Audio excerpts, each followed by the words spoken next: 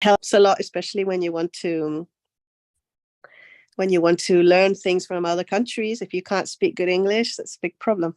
Yeah. Yeah, I think it's interesting that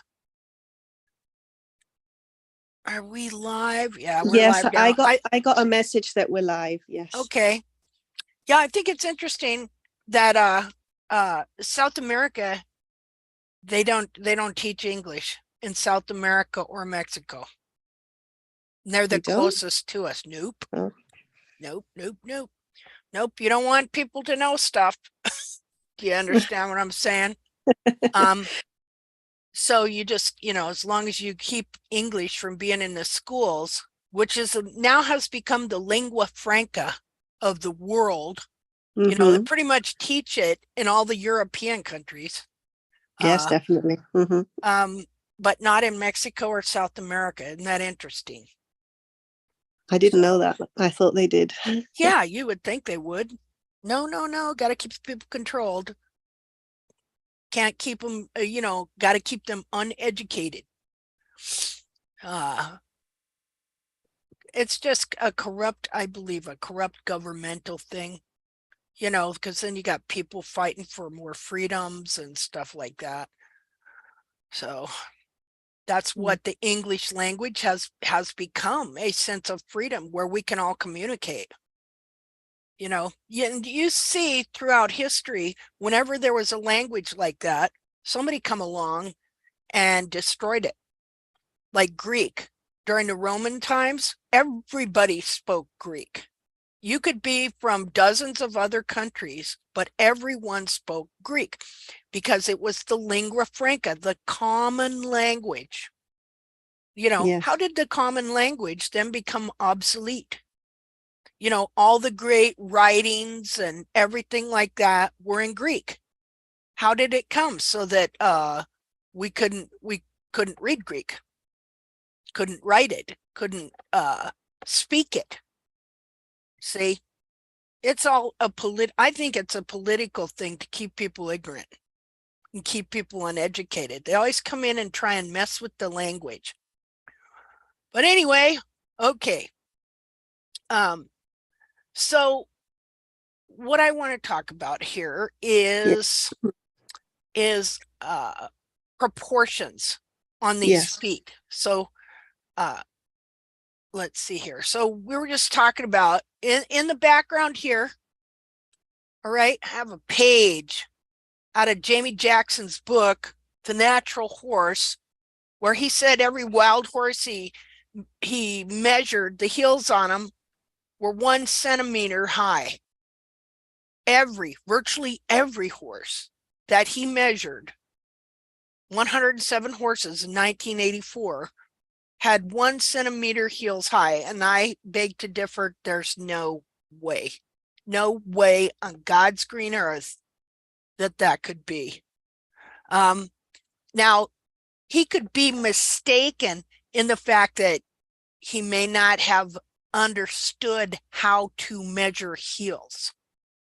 Okay, because some people don't realize that on the back of these feet, you could have no frog, like his hoof sample.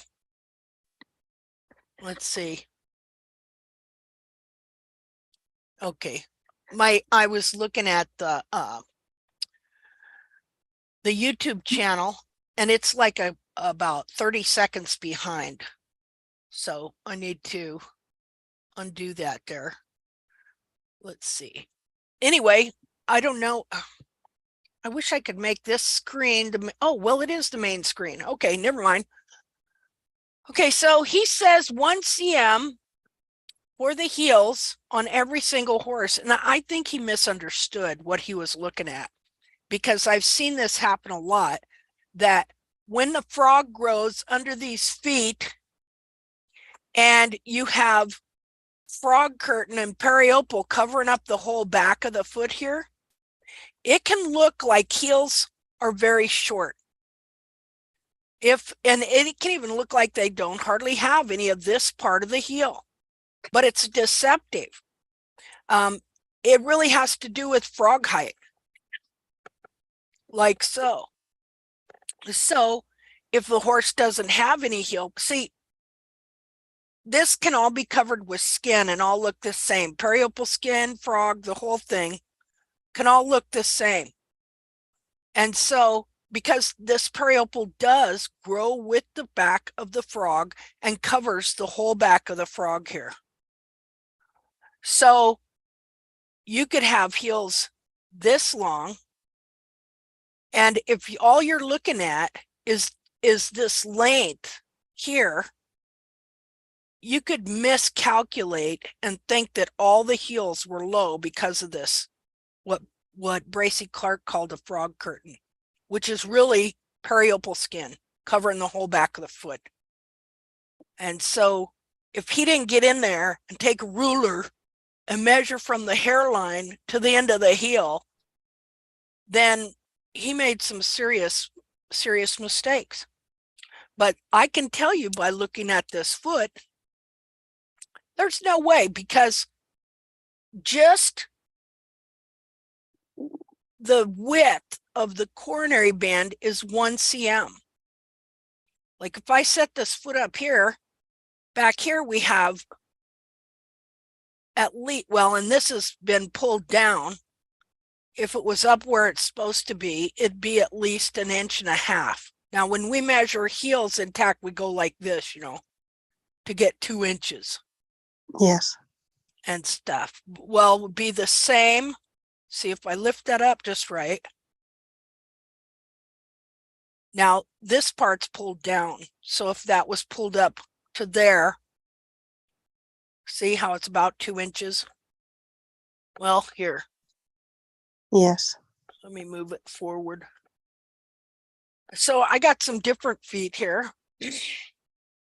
There's one. Again, this is the coronary band. It's just a little over 1 centimeter, just the coronary band coming to the back of here. You would need sole under the foot, and then that raises this right there. So there's no way you got 1 cm. Let me put that under there. See, we want at least that much sole under our horse's foot, I would imagine. And again, this area here, as soon as you take the capsule off, it drops down like that because there's nothing supporting it.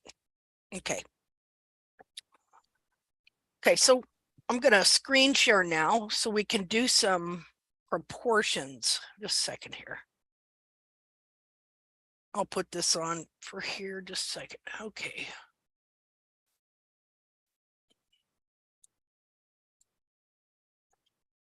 Screen share. I'll put this there till I find my picture. Or well, we could just use this picture.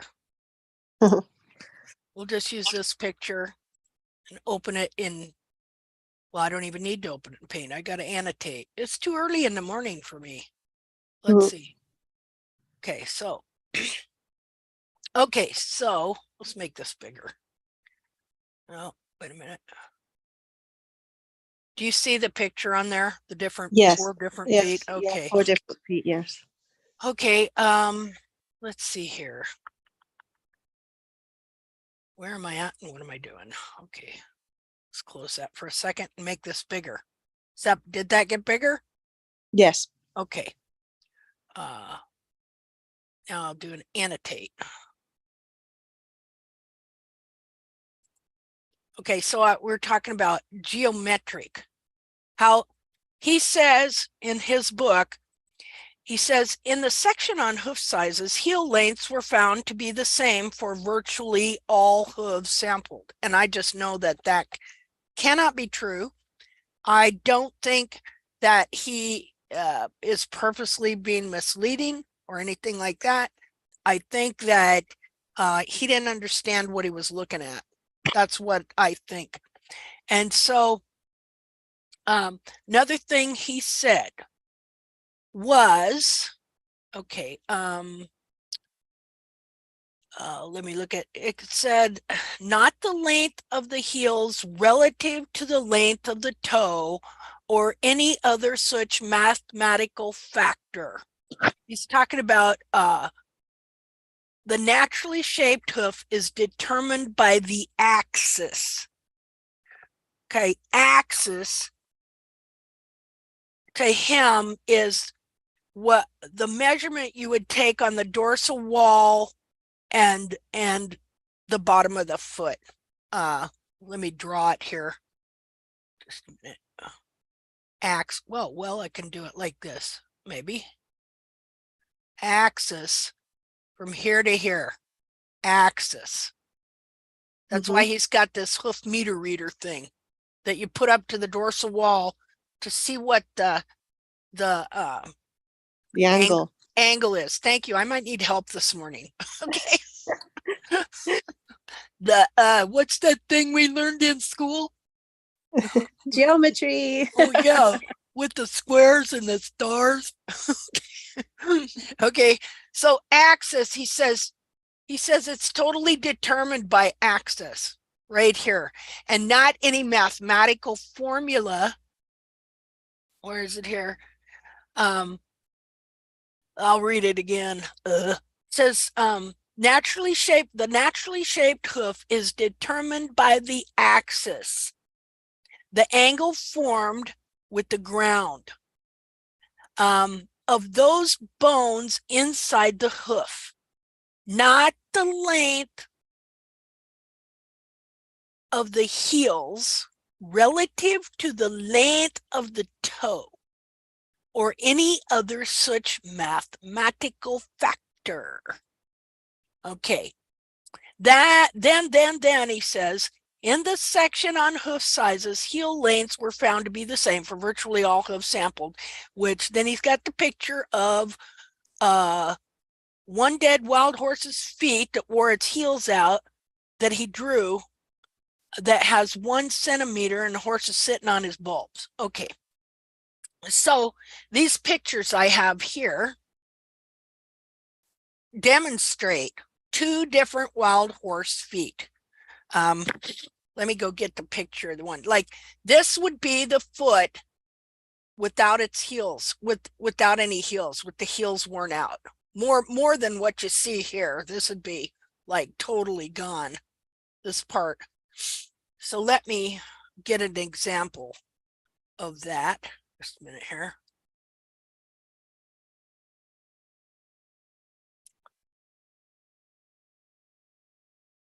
Man, I'm really drawing blanks in the brain this morning. I should probably drink some water. Okay, where are we going here?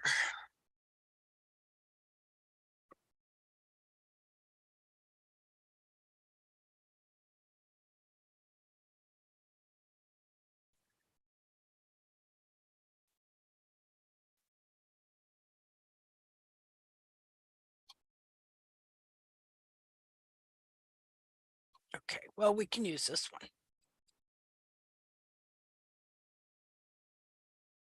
Let's see. I gotta do a different this minute. New share. Okay, we'll start here. Okay, so this is a wild hoof over here. Do you have the right page? Do you see it? Yes, okay. I can see it. Okay, so this is a wild hoof that didn't get the memo that its heels were only supposed to be 1 centimeter long. This is Jamie Jackson's wild hoof here. This hoof here was given to a farrier. I think the guy has passed away or something because I haven't been able to find it again on the internet. And what it was somebody found this foot out in the desert and gave it to him, and he sliced it in half here to look at the internal structures. Okay, so this is the wild hoof of Jamie Jackson's. You can see that, yeah, it does look like heel length would be about 1 centimeter there. Okay, Yeah. And so sliced in half, there's a real difference here. You can see this is the frog. This is the frog with big high frog stay up between the bulbs. This is the frog on this horse. Look also at the sole. See, Yes. pretty good sole. Let's look at the frog on this horse. No frog at all. Difference in the shape of the digital cushion and no sole. Hardly any sole at all. Let's look at the shape of the digital cushion. Is this frog holds that digital cushion up right under the navicular bone here. And when the pastern descends back here onto the digital cushion, between the cartilages onto the digital cushion, it will push that digital cushion up under this area of the foot while pushing down on the frog. And the whole time, both these structures push up. So when this pastern comes down to meet them, it's meeting force. It's meeting resistance, and yet it's flexing and it's giving, but it's pushing at the same time. It's the perfect suspension system. The digital cushion of the foot, and then the frog stay of the capsule, which we know this part grows off and is no more. And this is permanent on the horse, the foot of the horse. So if these horses wouldn't have died, this hoof capsule that we see on both of them would be totally gone within, well, for these guys, within 6 months, 6 to 7 months. Because it's only on domestic horses where the growth slows down and takes a year to grow out a hoof capsule on a lot of horses. And I had a guy, I went to an adoption here in Girard, Kansas, a number of years ago, talked to a BLM guy, and he said that when they first bring these horses in, their feet grow like crazy. And then he says after about 6 months, they slow down the growth. And that's when they bring in these guys with these hydraulic chutes to flip them on their side and trim their feet. Okay. And God forbid any of them are barefoot trimmers or have listened to some of this mumbo jumbo about taking heels down, because they don't know how to take toes down. And so what they'll do is they'll come in there. In fact, I got a horse that looks just like that. Somebody trained him up and was selling him in a sale, and he had no heels and he had a toe like a duckbill. And he's just 3 years old. So the feet grow really fast. And so if you don't know how to take off the correct amount, you're going to wind up with something like this, but with the toe clear out to here. So you can see a distinct difference in the frog and how that affects the shape of the inner foot here. So, Linda, one question sure. regarding this. When we've been talking about the capsule becoming smaller because the heels have been trimmed out, and meaning that the inner foot has been like squished in, folded in the smaller capsule. Yeah. But this is what barefoot trimmers have been doing, because they've trimmed out the heels and they've also trimmed the toe, which meant that the capsule became smaller. But what happens in the cases where they don't trim out, like what you said, the capsule like a duck, that the toe is very long and the heels have been cut short, there the capsule really is bigger, isn't it? And the foot perhaps is not squished in, but it's just being mistreated by being walked on the bulbs and all that. So do you think it would be easier just to let the heels grow without taking the toe back, or should you take the toe back and let the whole heels grow at the same time in these cases? I think you kind of have to work on both of them, but the thing is, mechanically and structurally, the way structures work and physical laws, that you have to start getting some heel growing and getting some elevation to the back of this foot before you're going to get much action in the toe. Exactly. Now you can take it back some, start taking the break over back some, But you're kind of having to read different things and do different things at different times. There's times when you can start taking this toe back, because see, with this like this on most horses that, let me get to annotate here just a minute. Okay, so the heels, I need a wider thing here in a second. There we go. Okay, so these heels are growing like this.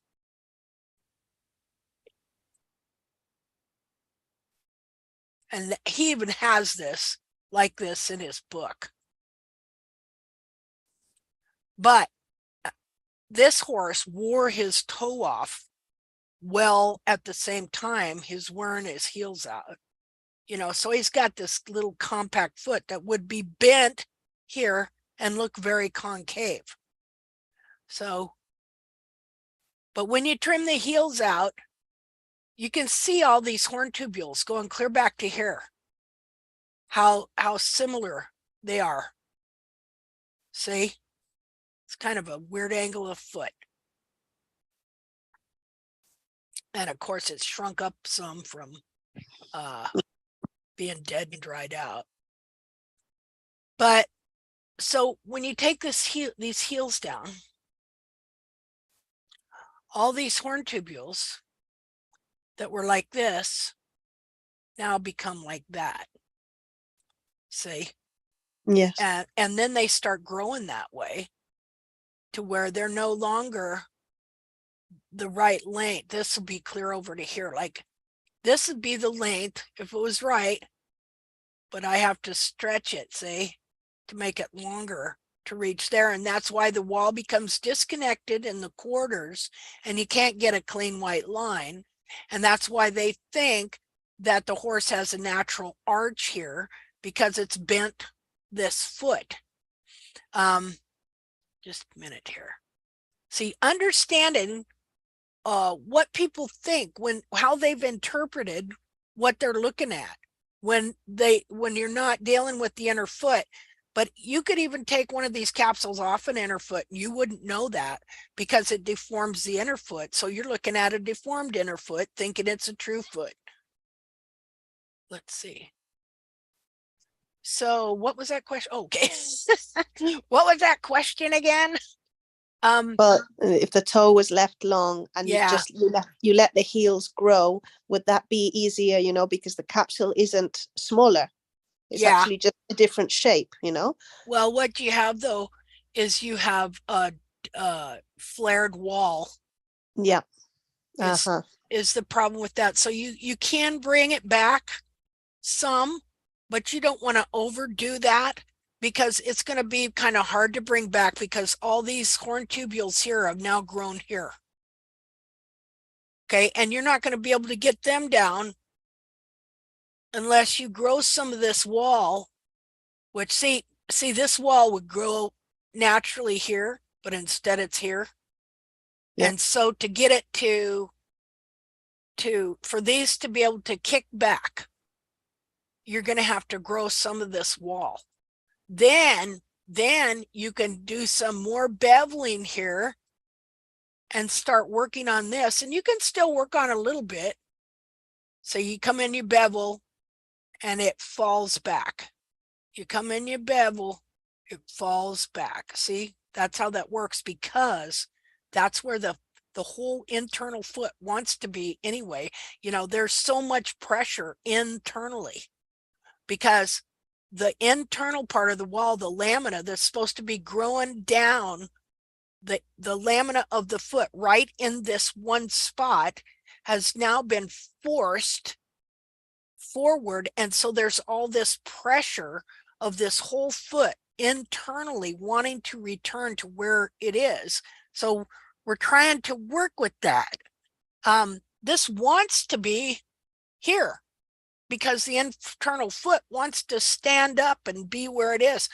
Just because when they lower the heels, this foot here still wanted to stand up here, but because it was in a very dry environment, and who knows how old this horse was,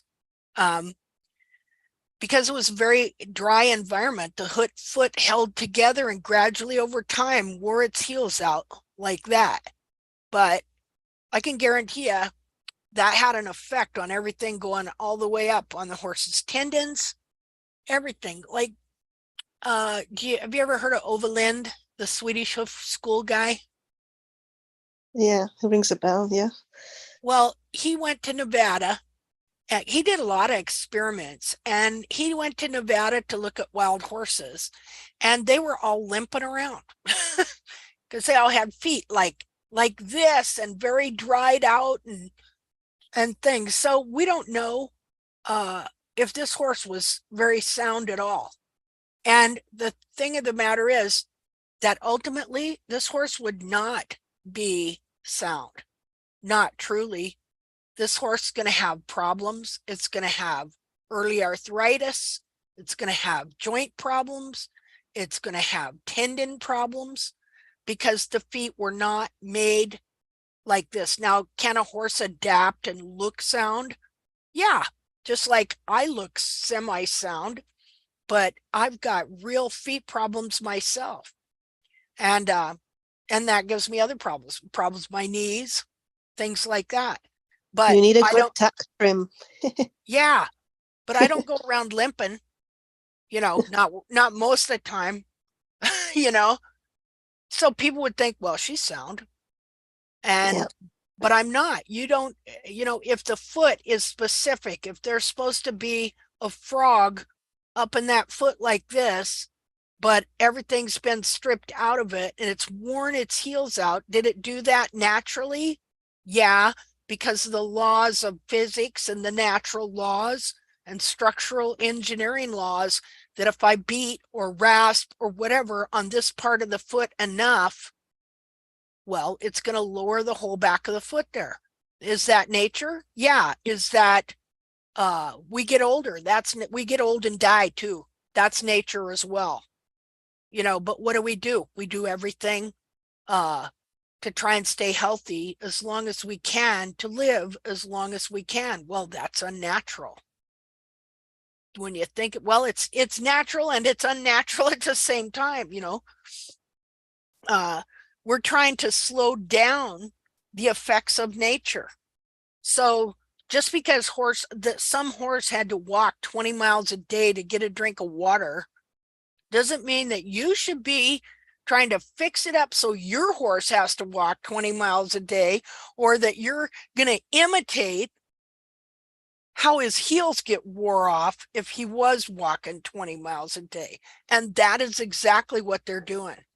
See, that's just utter foolishness. But that's the way, see, this whole natural thing, people really overdo the whole natural, got to go with nature thing, because nature can be a cruel, cruel thing. So let me undo these here. So what you're talking about is exactly what you get on the racetrack. Low toe, Yeah. no low toe, long, or low heel, long toe.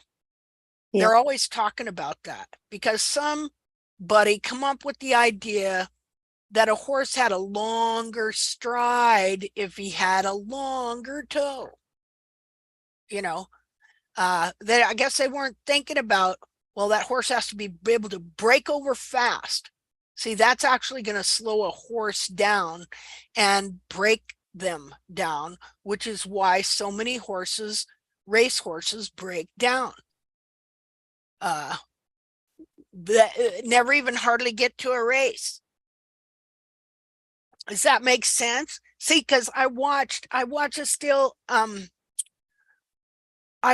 a number of horses being trimmed in this fashion and that were documented.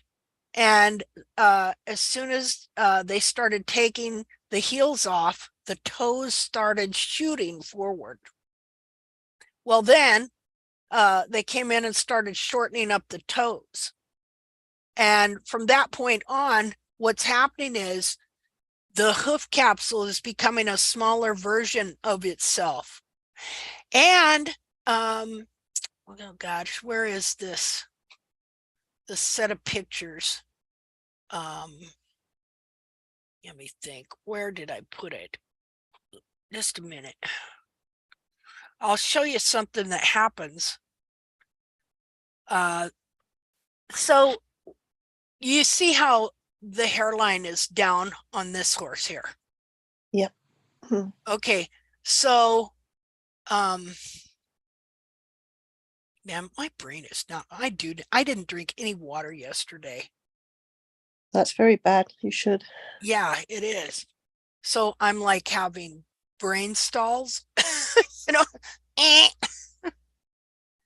Okay, so you see the difference here. Oh, I'm going to show you this deal. See, oops, geometry.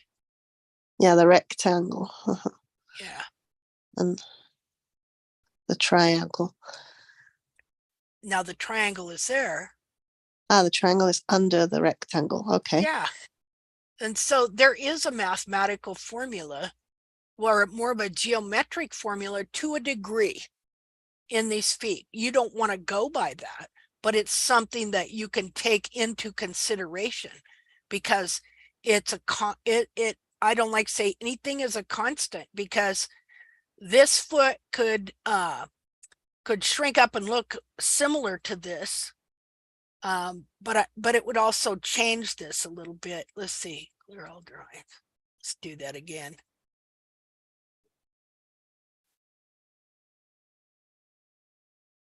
Want to do it evenly. I find this to be very, not necessarily a mathematical formula, but a consistent form when a horse has correct heels. And Yep.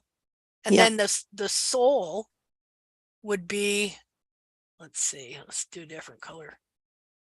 You come up here about to here, this would be uniform sole on the foot. On this horse, not so. He's not going to have any sole, just like what you see here, because the heel buttress has to grow down from up here, connected to the back of the foot right here, and then where the sole starts to grow on the foot, it has to continue on and grow some sole. There's no way. Here's his coronary band here. How can he grow any sole? And where is his heel? His heel has been shoved up into his foot. Let me put this. His heels that should have been here. Okay, that would be his internal foot. All this has been shoved up. I don't know how to do it, but it's been shoved upward, up here. As this was pulled down, that was shoved upward. And so the foot is like this inside there. It's bent inside there. Let's see. All right.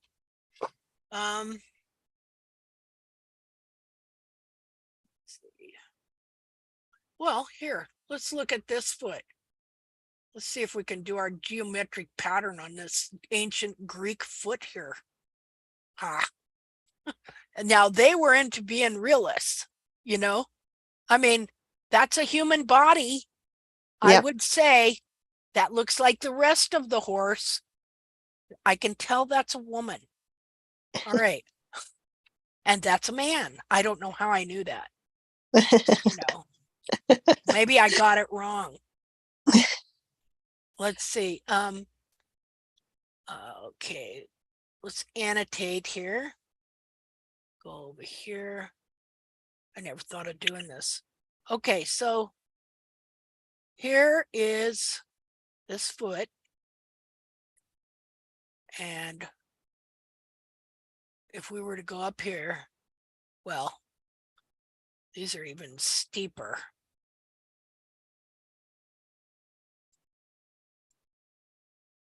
Pretty close there. See? Yep.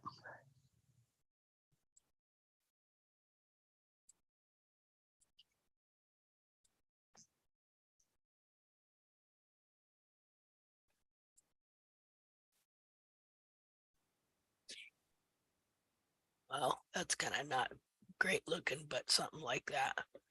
Kind of hard to do on when they're like that. Well, if I could get the picture bigger, I bet we'll see that similar shape in all of them.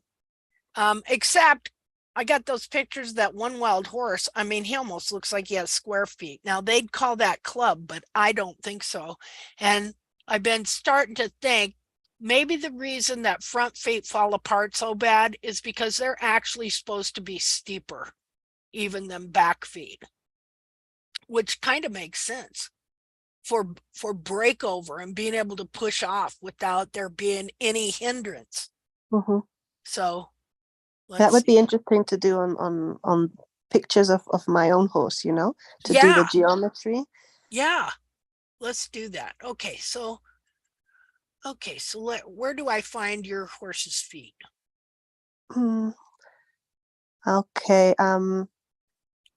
I have more recent pictures that I don't know if I can share my screen. Perhaps I can show you the pictures on me. I don't know if I can. Yeah, you should be able to. Do that. You see, let's see, I'll stop share and you see if you can share. Let me see. Only the host can share in this meeting, it says. Well, let me see. Let me see. Oops, don't want to stop live stream.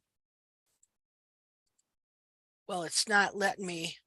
Okay, well, I'll send them to you in Messenger. Okay. I'll send you the latest ones that I took. Okay, where are you?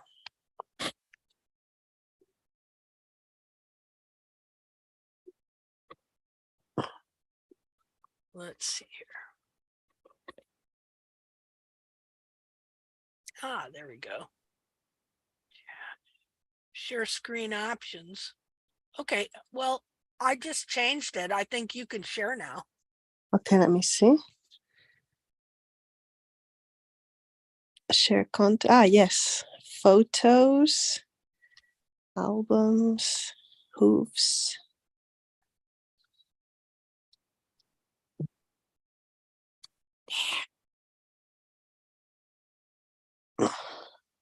Okay. Let's. But I don't know. It lets me select several photos. I don't know. I'm going to try this and let's see what happens. Okay. Okay, can you see?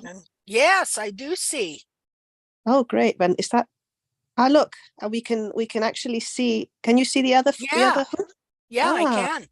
Great. Well, I could show you. These are the full pictures, the lateral view of my 4 hooves as they were. Let's see, 2 weeks ago. Okay. Okay, so I've been letting the heel grow. Okay. And I've had this problem. Can you see when I zoom in? Yeah, I can see it all. Yes. Can you see the crack? This crack here? Yeah. That is very difficult for me to get rid of in this hoof. Mm-hmm. And then I have another one on the other one here. This one. See this? Yep. This crack goes right from the bottom to the top, right in the same part, you know? Yep. Called a quarter crack. Yes, and actually there's no contact with the ground, so I don't know how that's forming, and it's not disappearing. Okay. And I don't know what I'm doing wrong there. Well, you're not doing anything wrong. What it is your foot is still bound down and the capsule heels are still, forward, so to speak, not like bent forward, like run forward, but just the size of the capsule and the cartilage being pulled down is forcing all those horn tubules forward. And so then when they get to right there, the ones in front of them say, hey, we're not going nowhere. And so there's so then it says, well, I'm still being pushed forward. What am I supposed to do? Well, I'll try and go around you. See? So the back, see your heels are still pretty short right back here. Let's see, I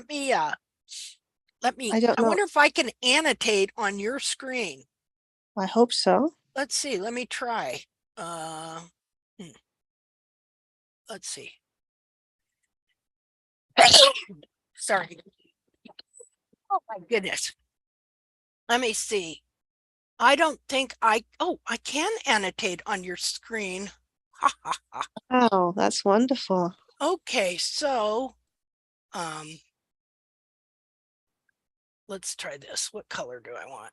Let's do Make it bigger blue. for you like that. Okay, yeah, there, right there. Okay, so your horn tubules back here are only about that long. Okay. Yes. About so long. Your foot is still bound up in there because you're supposed to have at least like so.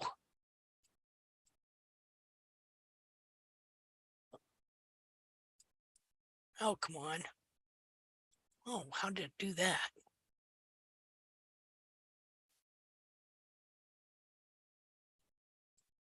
Well, now it quit. Just a minute. Let me try again.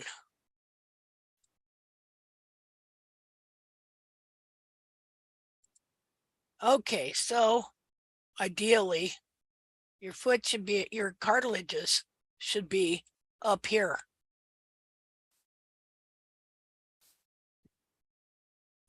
And then your wall would be about like so.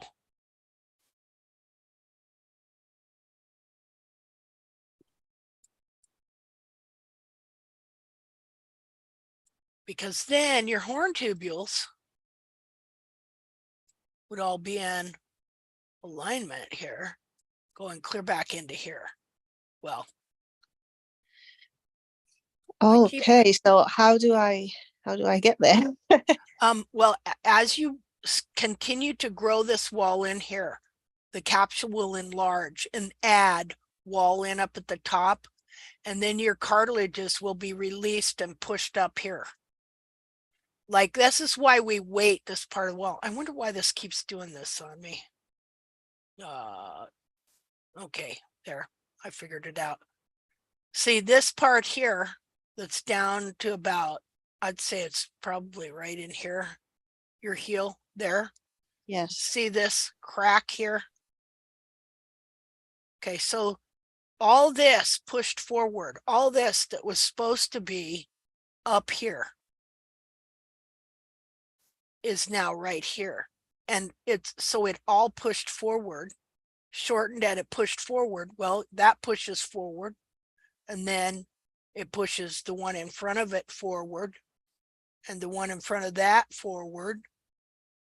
See, and they just keep pushing forward until they got here. Just a minute here. Till they got here, and this one says, okay, I'm going to push forward, and this wall here said, no, you're not. See, this wall here is strongly connected, and you're getting ready to go around the corner. Like my horse, he had a big crack up here. But as soon as all this got straightened out and these horn tubules got back, that crack started going away. Yeah, my mare has on the other hoof, she's starting to have cracks in the front part. Yeah, I think just where you marked one too there. And it's starting to, the crack is starting to grow, and I don't understand what's happening there. But as you're explaining it now, yeah. Here's the deal: if you're growing heels, okay, then all of this is wanting to come back. All right, so you got this crack here that's been there for a while. The stuff in front of it don't want to push forward anymore, but you got the stuff in back of it starting to straighten up, so it's pulling it back like that, and so it's looking bigger. But here's the thing, that crack ain't hurting your horse at all. Okay, we look at them and we go, oh my goodness, but it's a structural crack, and as soon as all these get straightened up and you get more heel in, and this will eventually go away. And it's not hurting your horse at all. In fact, it was a good thing, so that like if this would have kept pushing and this didn't move, eventually it got up here, you'd had a big crack right here. And what's more, it would have pushed all of these around so that your whole hoof capsule would be tweaked, pushed around that way, and made your horse pigeon-toed.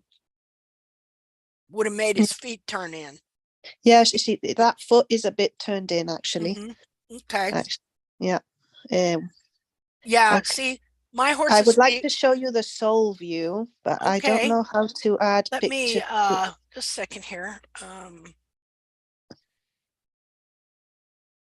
Let's see. I was hoping I could reduce this screen so I could take a picture of that, but that's all right. I'm going to clear all the drawing. Okay, go ahead and show me what you want to. Okay, I think I need to stop share to share again. Okay, let me see.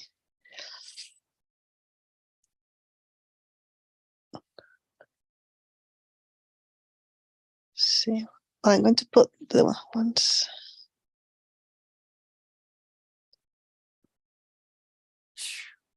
I just found this other picture. I'll have to show you here in a minute, where I was measuring heel height. Where are the sole pages of my? Ah, there they are.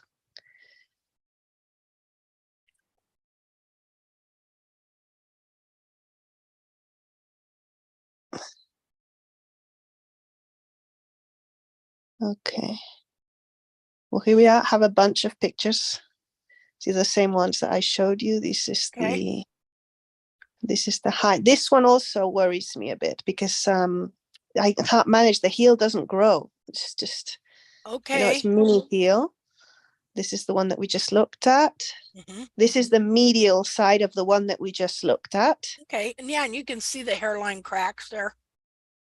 And I can see something here at the back. I think that the hairline in the medial side is higher than in the lateral side. Does it look like that? Let me see. Let me try and annotate to see. That could be.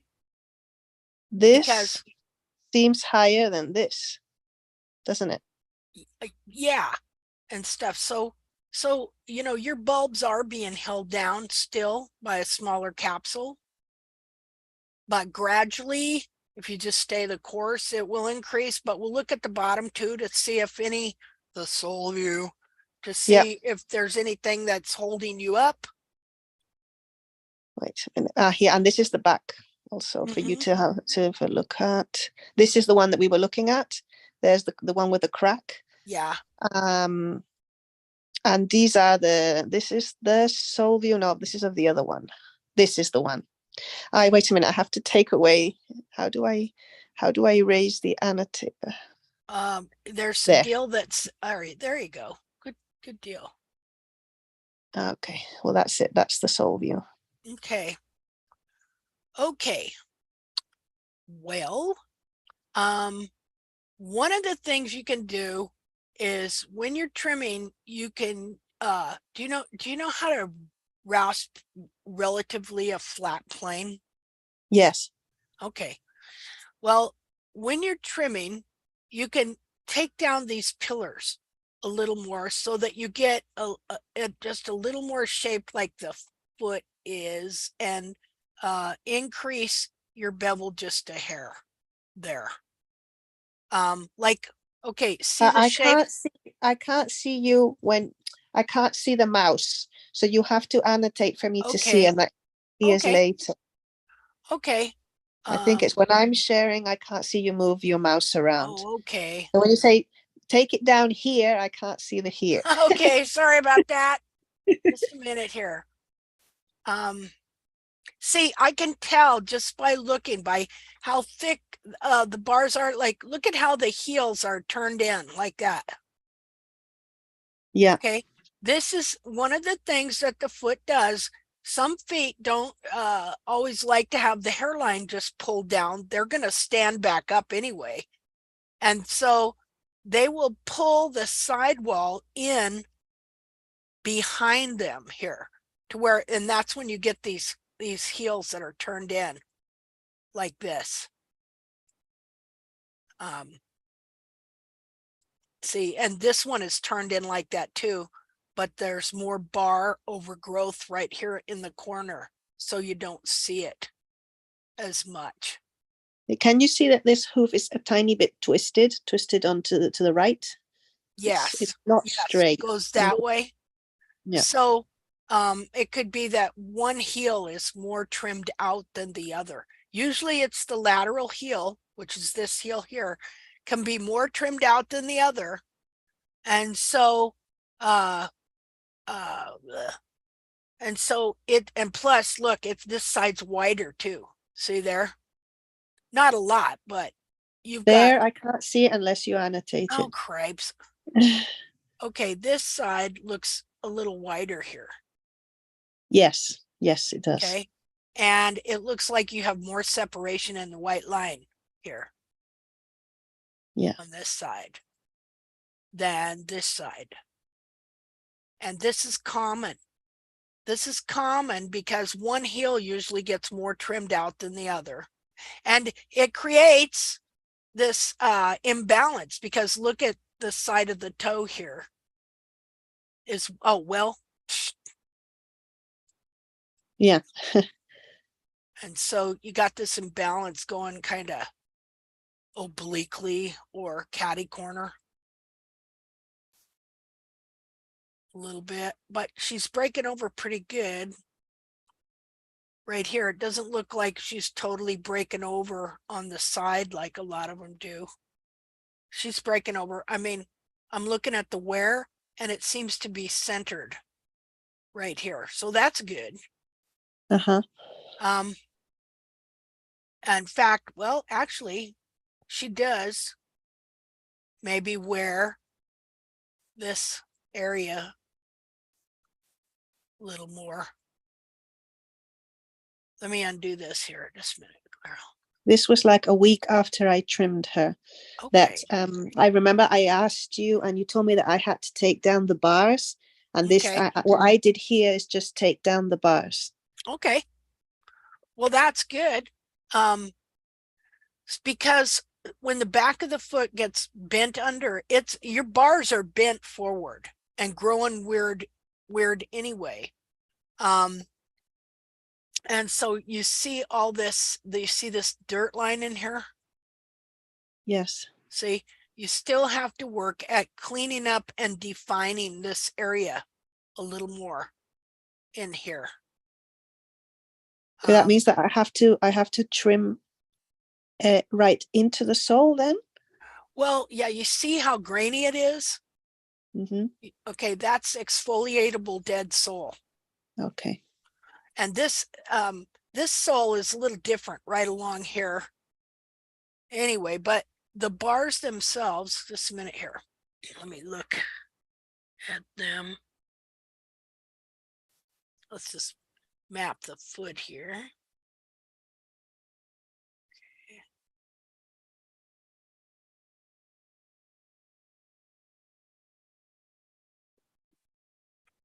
Okay, so usually I come right to there.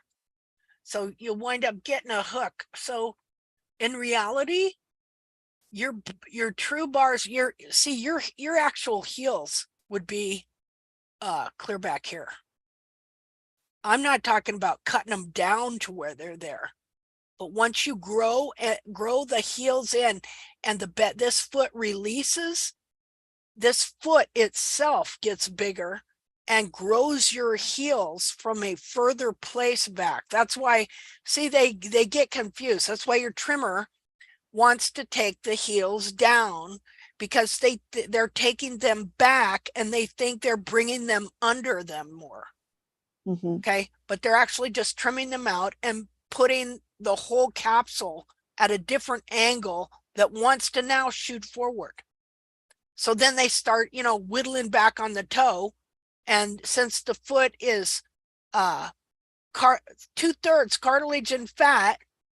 You can bend the toe back just like, and down and back, just like you can trim the heels out and make them all go forward and bend the whole foot and grow a little smaller capsule, and that is foot binding. Yeah. And so you already have that going on. That's why this heel is so curled around, because the foot wants to stand up. And as you trim these heels out, it will literally start pulling this in like an ingrown toenail, both sides. Let me do this here. Okay, so from this point forward, what should I do then? Okay, well, you got to start defining this area and eventually get these bars. I'll show you pictures to where they're about like so. Because this big chunk of deformed bar and sole, especially the bar here, which is not your real bars. It's not even the real back of the foot. This is all what formed as the heels were trimmed out and pulled the whole foot into a smaller capsule. And so once this grows big and chunky in here, it's going to hold your heels right there. And so you have to come in here and just really start defining, looking for, you can see a little bit of the lamina line right there. Mark it, annotate it, Linda. Okay, I will, sorry. Right here, you see those little lines there? Right in here? Yes. That's lamina lines. So you have to start defining this more, and even bringing this, see this dirt line? You can follow that whole thing out. Just follow it right down here. See that dirt line right there? You're not annotating it, so I don't. Now, yes. Okay. Yes. See this dirt line? You can take that out. You can follow that down and take it out, because that is excess that has grown up and laid over that part of the sole. And so that's why there's dirt there. Because okay, I have also a question regarding the white line. As you can see, there's like it like curls, on next to the heels. It's not like a straight, a smooth white line. It's like got curly, I don't know how to explain, like sandy in it. And that happens not only with her but with all my other horses. That the white line it's like sandy in it. It's not straight. It's like if it's coming out. What is that, Linda? Which area now? The white line right next to the heel. Well, I'm going to wait a minute. This part. See, you see the white line is not straight there. Yeah. And I don't understand like structurally what is this area. This area in here. No. Oh, wait a minute. This area. Can you see my? Yeah. Okay. Yeah. Oh, somebody. Hi, Claire. So this area, it's sandy. Yeah, well, you can see it's not attached. Not smooth. It's not smooth. It's got like bubbles in it. Yeah, that's the lamina trying to hold on. That's stretched lamina trying to hold on to the hoof wall, because you got separation there, because this heel is more trimmed out. That's also, isn't that also where your crack is, one of them on that side? Yes. Okay, yes. so the heel buttress stabilizes the back of the foot, and so this heel buttress here stabilizes the back of the foot, and so when it gets more trimmed out, and it's lower on that side, and it pushes forward, and it pushes the wall outward, forward and outward, like so. And so you've got white line separation here because your foot is also bent here. This is where your foot bends in the center, because should I bevel that so that so to bevel that from underneath until I get to the white line, or should I just leave it be because it's a kind of a flare, isn't it? yeah, Or not? yeah, yeah, it is kind of a flare, and what it's actually a bulge. Like when if you push this forward here, okay, this all gets pushed forward and then it gets pushed out. But it's not only that, the horn tubules are not grown down and connected in here. The internal lamina is not connected to the sole here. Because of how when you trim the heels out, it all starts forcing the horn tubules forward. Yes. So you got several things going on. Horn tubules forced forward when they they're ending here when they should be ending here and connected with the sole right here. So none of this wall is really connected correctly to the sole for two reasons. One, when the heels got trimmed out, it pushed all the horn tubules forward and they disconnected from the sole here. And two, the foot is bent right here, because they always say the foot has a natural arch right here. No, it doesn't. It's just bent. It's just bent in the center. And so there's no good connection here, and there won't be until you get this back, these heels grown in more, and the back of this foot released to where it can rise up, and then the foot will start to flatten out instead of being bent internally. And then these horn tubules will start moving back to where they're supposed to be, to where all this can line up and connect rightly. Is that, you want me to explain that again? No, I understood. So, but what I did then, I think after this photo, I think I beveled it right to the white line, so that I don't know, so that there wouldn't be that separation. Okay, yeah, but it's going to be there no matter what. Yeah. See, So what happened is I got a bigger arch, on the lateral view, I got a bigger arch because I beveled that in, See, I was wondering about that, and I've always wondered whether you call it arch or they say scooping, Yeah.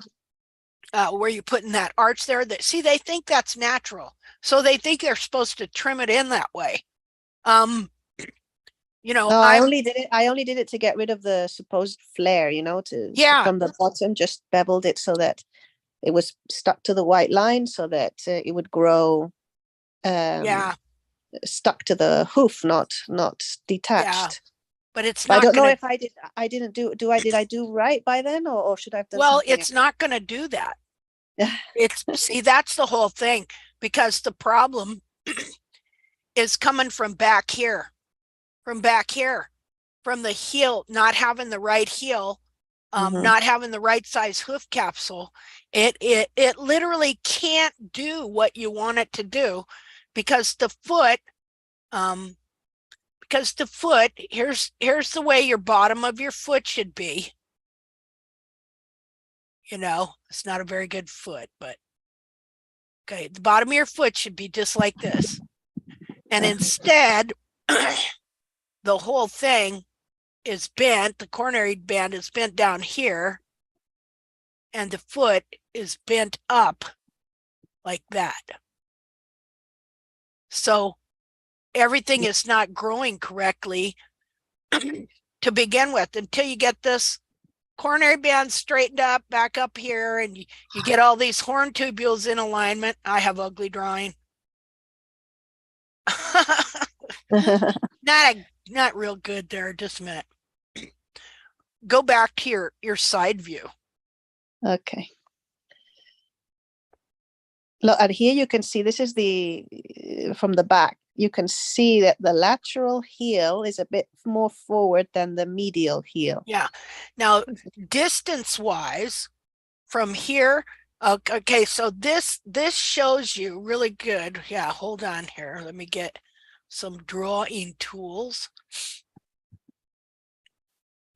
this really shows you, you see from the hairline to the end of the heel right here. Okay. And you see from the hairline to the end of the heel here. Now just a second here, but this is just the capsule. What's going on with the capsule? But what is going on with the foot is right here. Just a minute.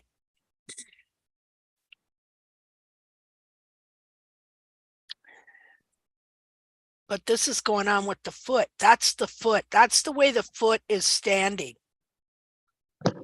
Okay. And so what we've been doing, I don't know if you've been practicing this, but see, ultimately you want this heel to come back and stand up and raise up this hairline here so that it's level. Yes. See there? Yes. So temporarily, as you're doing this, you have to lower this heel a little more.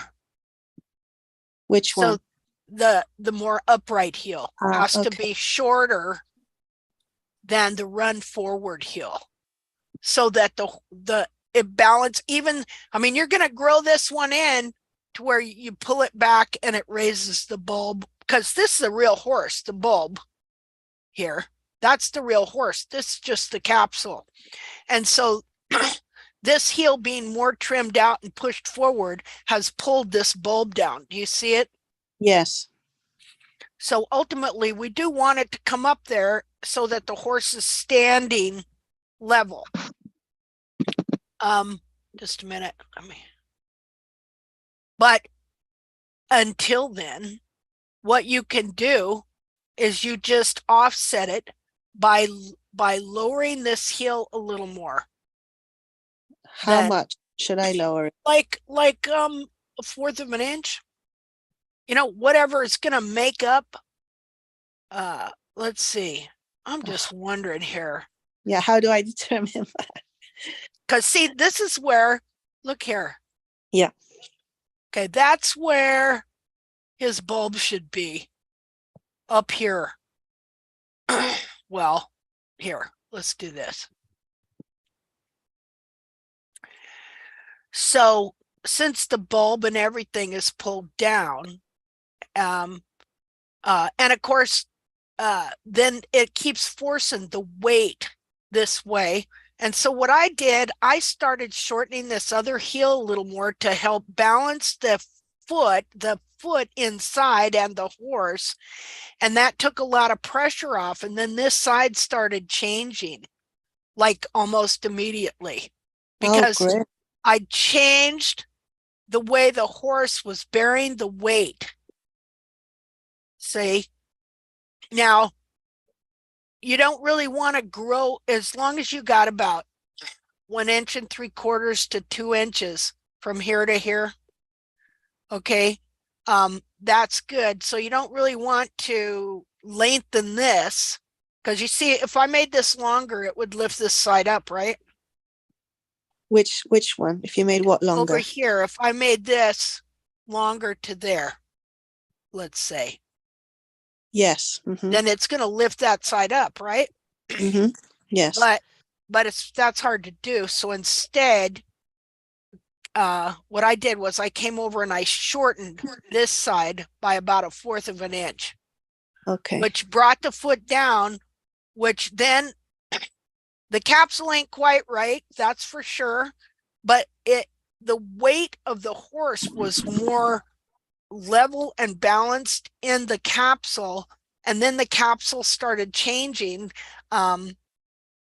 Like this side was on my horse was always the sole was always real compressed, and it was real more narrow than this side. And as soon as I started lowering this heel a little more for the sake of the balance of the horse itself inside the capsule, even though that ain't, kosher totally right, it changed the way the horse was bearing the weight on the capsule, and the capsule started straightening out. Very interesting. Okay, I'll do that. That's great. Yeah, because it's like you could have two lines the same length here. That would be, say, your heels. But you take that same length, okay, and if you start putting it at an angle, say, I should have done it at the top. Well, let me read. Yeah, I can see that it's not the same height. It's the same length, but it's not the same height. Yeah. Mm-hmm. Yeah, so that helps them, just helps all that weight bearing in that capsule. And so then it's easier to correct this side, because I tried for a long time, and see, it's deceptive, right? Because here we can look at this foot on the ground and we can see that this side is lower, right? You see how it's lower? You see the bottom of the bulb there? Yes. Mm-hmm. Okay. But when you pick the foot up and you're looking down at it, this side looks higher because you picked the foot up. And so the tendency is to want to trim this side to make it look like this side, when you can't. You just can't. So you wind up lowering it even more. And there was this guy, Michael Savoldi, who did some things online, and I tried his thing. And what he did was, he says, you pick the foot up, hang it loose, and then you sight down. And of course, this side always sights like it's higher, when in reality, it's pulled this whole side down. And he says, and then you trim it off to where it looks even. And so I did that one day and about crippled my horse, because all I did was keep taking it lower, because it will always look higher. See, if I could take this and take a picture and flip it over, this hide, when you hang the foot loose, this hide pushes and tweaks the foot and always looks higher. So see, it's an optical illusion. Yeah. That this is higher. It's just pulled down more. Okay. And that's why they get so bad too. That's why you can't just sight heels. If you don't understand, which none of them do, how this whole foot is moved by what's going on with this capsule, and how everything can be kind of an optical illusion in a way, because you're not realizing what's going on with this foot and the whole configuration of this frog back here. See, it's all about geometry. Yeah, yeah. I mean, this is geometry, right? Yes, exactly. You know? Is that a frog stay or not? What in between the bulbs? Do you think that could be frog stay? There? That's pretty much periopal. Okay. You can feel a frog stay internally by pressing up here. I don't think you have much of a frog stay yet, because what happens is as the heels are trimmed out and then this is all pulled in like this, that periopal can cover the whole. It can actually become a whole false frog. But we don't want to go just trimming it off. We got to really, I mean, that stuff grew that way for a reason. And so we want to be careful of how much we trim off when. We just, for now, let me see a sole view again. This is the sole view. Okay. Okay, well,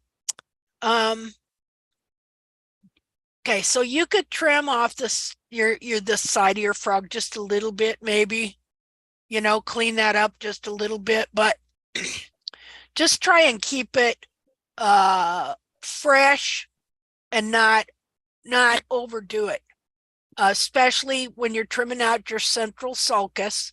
Like, go ahead and trim some when it needs it and stuff, but for now, getting these bars more defined So this is probably some periopal covering the frog, but what this? Can you annotate it so that I can see? oh yeah, see the periopal gets pulled in. Oh, sorry, that's not working. Yeah, now I can see a line. No. Okay. That when I wet the hoof, that doesn't go white. The white part is just at the Yeah. top. So that's why I didn't think it was periopal, because it wasn't a different color.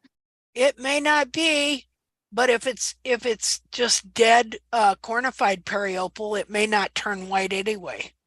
Yeah, it's quite hard, the frog.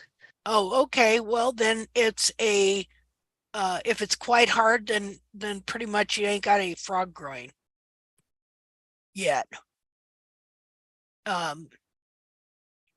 But so what do I do? Do I cut out the hard frog, or what should I do?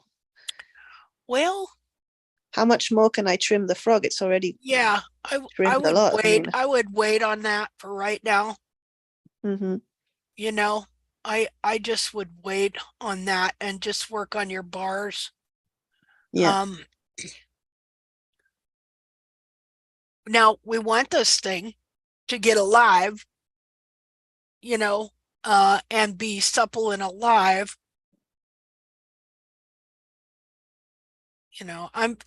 Because right at this time, because of learning about how this periopal responds, how it can grow over the whole frog, how it can grow into the central sulcus and stuff, but then you can't always just go removing all that. Yeah. And here's the thing, and why I don't talk about it very much, because you got a lot of people out there that want to be the latest, greatest hoof guru that come on here and go, there it is, there's the answer I've got now. See? And then they go off and they're teaching everybody to do that. Anytime they learn one little thing that they think might make them look better, they run off, and then they're teaching all their victims this stuff, to where looking at this right now, I can't tell you. I'd have to think about it. There's so much going on with these frogs. Like right now, my horse is going through a frog issue because too much of a good thing. Do you see what I'm saying? I think I did too much of a good thing. What I was doing at first was good. All right. But then I think I cleaned that frog up one too many times, and I don't think I should have done that. See, I was getting super good, wonderful frog by how I had been trimming. And then I think I just took that frog down a little too much, and it did not respond well. So, this is why this is research. I don't always make the right decisions. This is a new area, this whole frog thing, and getting it to move and getting it to grow right, getting it to release the back of this foot. So that's all I can tell you right now. Okay. See, I don't have all the answers here. I wish I did. Sometimes I feel responsible, like I have to have them. But right now I'm looking. What? That you have great answers. They're fantastic. They help a lot. Well, but there's still things we're learning. Especially about these frogs, because wait a minute. Hold on. Oh.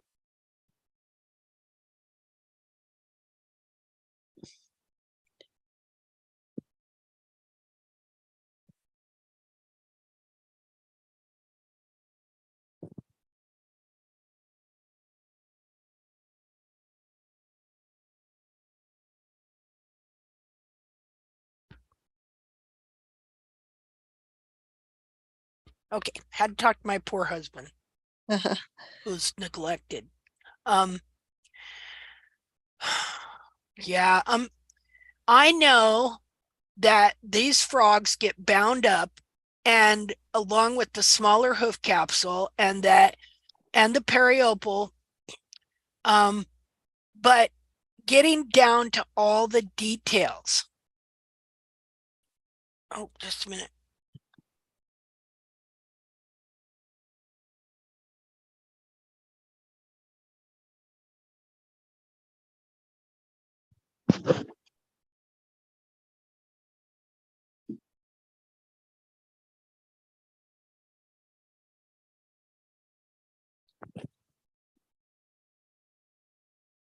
Oh, okay.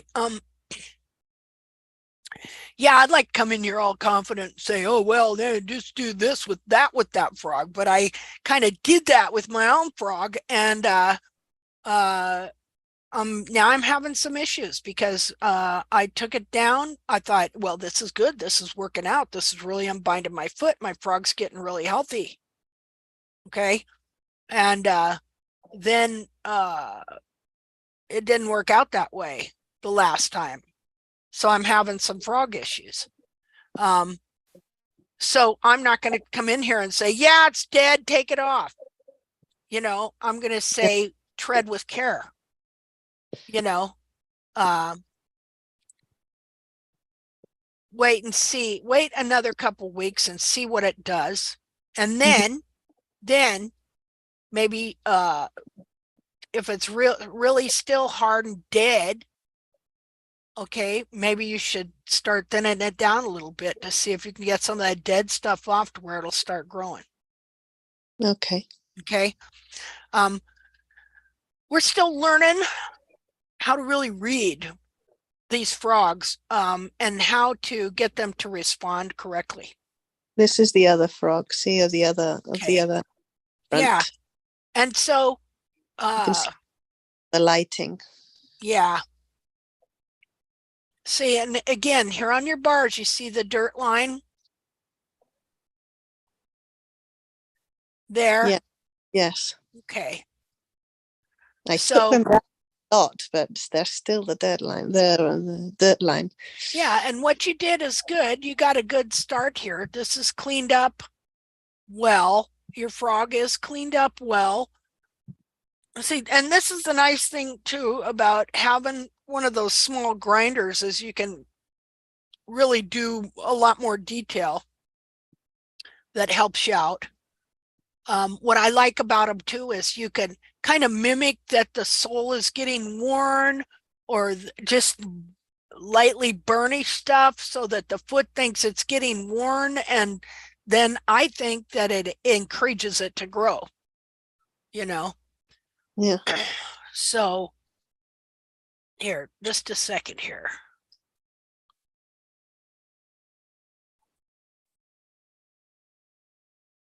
Yeah. Fools rush in where angels fear to tread. I'm telling you. And I can go either way sometimes myself.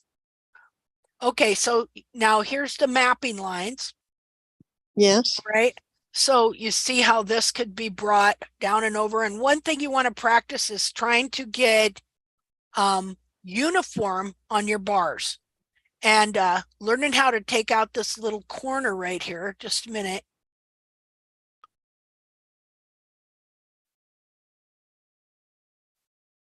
Right here. Right in here, because you'll be see, as this grows forward and as this bar gets deformed, you've actually got a false heel. And so you have to redefine this little area in here all the time. And because you see how all this could just glue your heels forward. Yes. Okay. Now see how you took off more bar on this side. Do you see the difference of what you did there? You want me to show you? Easier use the knife on that side than on the other. Yeah, I know. And that was really hard, the bar. It was difficult. Yeah. And so, yeah, you just take a little teeny tiny thin slice, you know, and stuff. I know how hard it is. Now, do you use both hands? Yes. Okay. Like you can use one hand kind of for leverage and get a short grip on your knife to where you're just I've even gripped it almost down or down around the blade part. Oh, okay. Let's see if I can. I had a knife in here. I could show you. I don't have a knife. Yeah, that's where we really get criticized, our use of tools. Yeah. I'd rather not be a handy dandy Ginsu knife slicer with the hoof knife and try and do it correctly than just be able to use tools and not know what the heck you've even got in your hand. So I'm looking at this, and you're seeing, especially on this foot, that it breaks over right here. Do you see that? Yes. So, well, that makes sense, because in reality, this heel's higher, even if they were the same length. This one's more run forward. See? Well, look at yes, it's right there. The lateral side. Yeah, I think I Yeah. have a back view of this hoof too. And here's this heel here. So I should also lower the medial heel down. Yeah. On every foot that's like that. Mm-hmm. And stuff. So this is higher here. And well, now this heel is more forward. Let's wait a minute. Let me clear all this drawing, because what happens structurally and mechanically here. Okay, so here's your heel here. Right there. And I'm looking over here. Here's your heel here. This bulb is pulled down.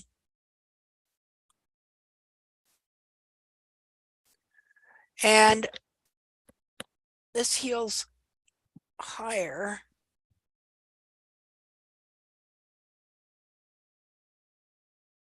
So this horse is landing more forward on this side over here, because the heel is more forward than over here. And pushing out, and you see how it's pushing out there. So this side's higher. And so he lands crooked from behind, and then he breaks over on the side of the toe. Yeah. Here. See, he's kind of going like this. That must be terrible biomechanically for her.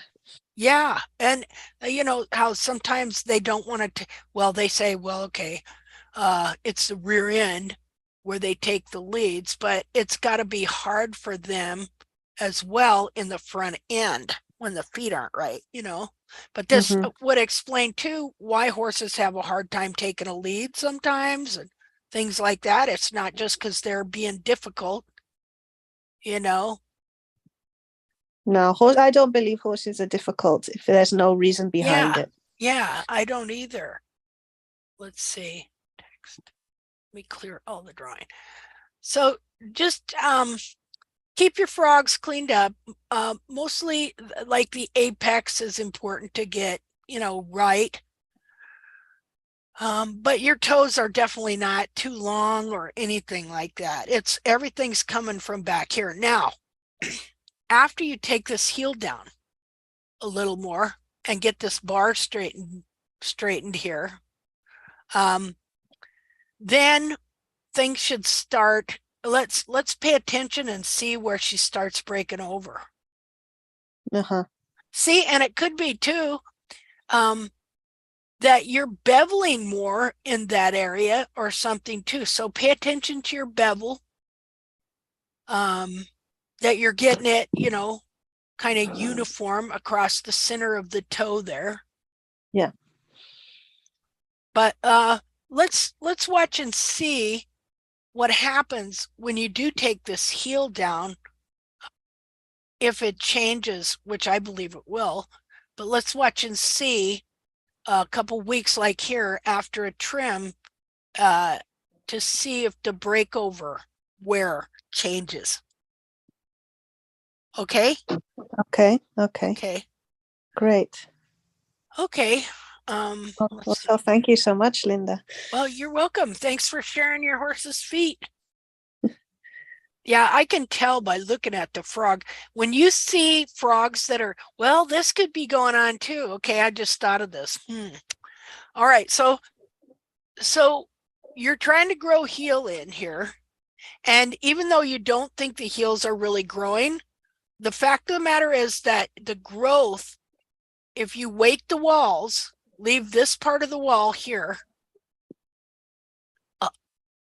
get it so it's growing up to 1/4 of an inch higher than the sole. Okay.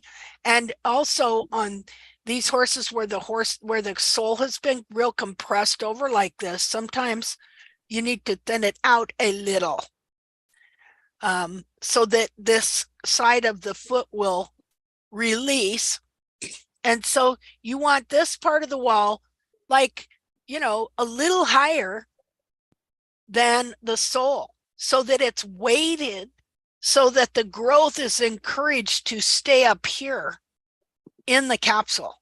As it's growing from the coronary band, we want to encourage it to stay up here. This is why we allow this to be higher, a little higher, these sides, so that the growth is encouraged to stay up here. Just like we talk about hoof wall jamming, where if the wall is weighted, you can see it rippling up, especially in the toe quarters, up into the hairline and raising the hairline. Well, back here, because there's been capsule trimmed out, you're wanting to encourage that growth to stay up at the hairline, and that will start to enlarge the capsule and release the inner foot from behind. So that's why we do that. Now, did you know we do that? Yes, but I didn't really know how to do it. So I tried. What I was trying to actually weight was the back part of the heel. This part. Okay. Yeah. Okay. Well, that, and I was beveling this and this. I was beveling it to the white line. Okay. That's why I had like arches. Okay. That's what I did. And if we look at, I don't know, the side view. Look, no, this is not. This is the back part of the hoof. Wait. Okay. Of that hoof that you said, that one heel was more run forward. It was probably this one. This one's more run forward than this one. Which side is which? Well, this one was the run forward one, the one that you said that was run forward. This one is, wait a minute. It's just that you're at a different angle there.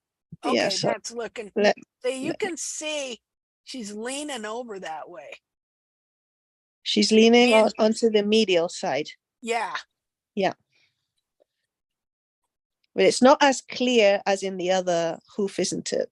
The fact, the cartilage, you can see the cartilage here, and here it's different.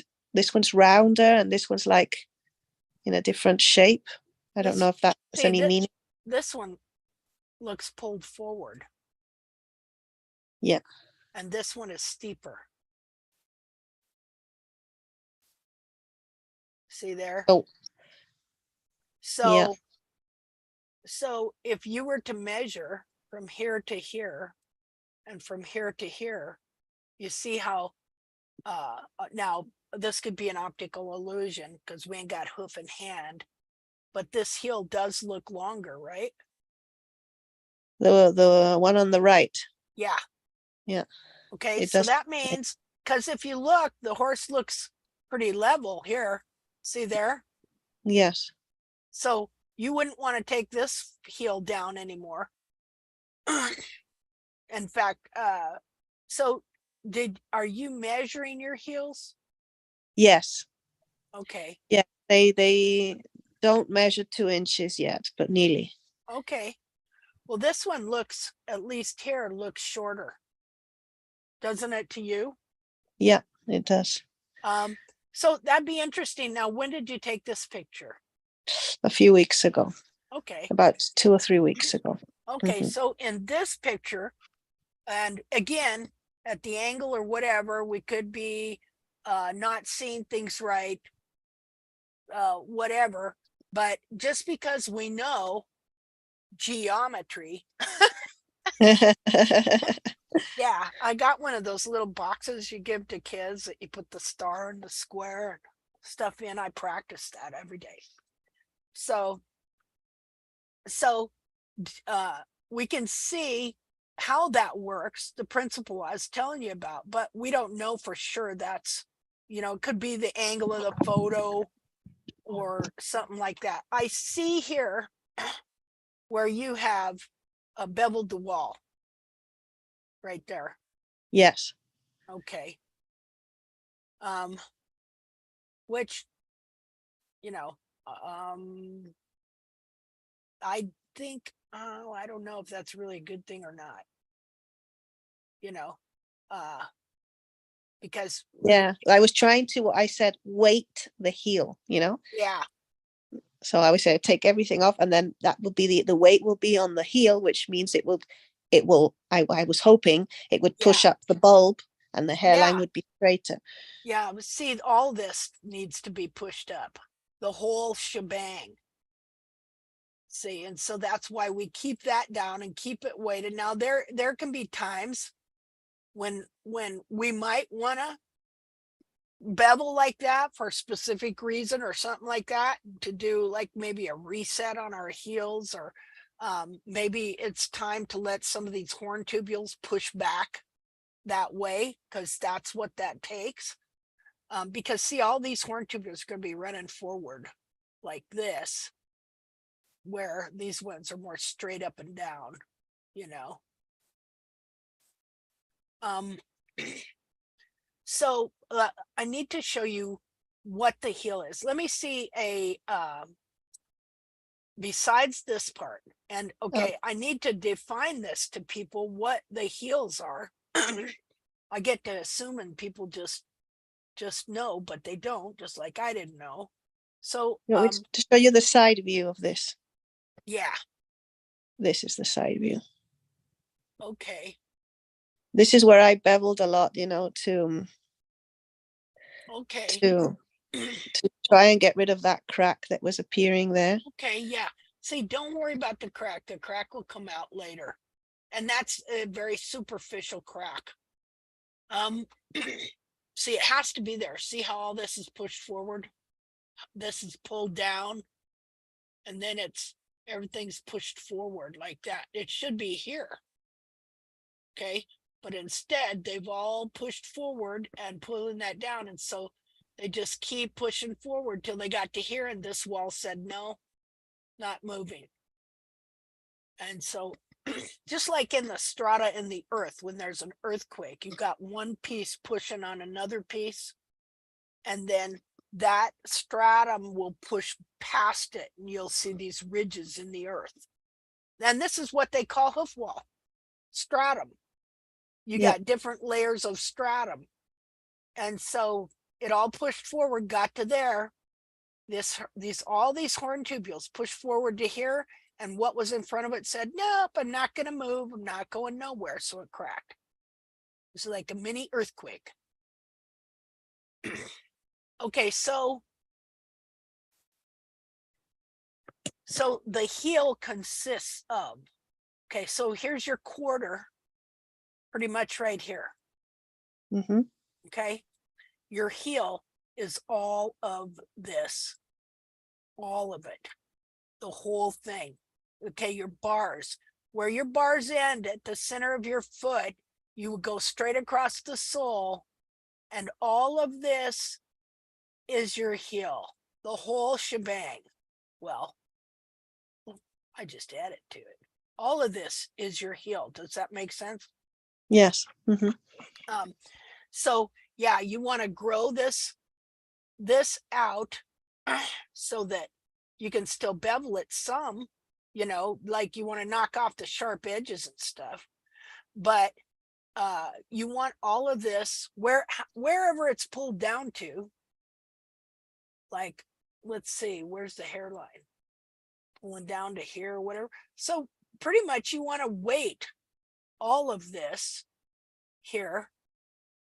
Now that is not to say we don't bevel, but not a big heavy arch bevel per se. Yeah, I think it's because it was a bit flared, and that's why it was a bit detached, really, you know, the wall.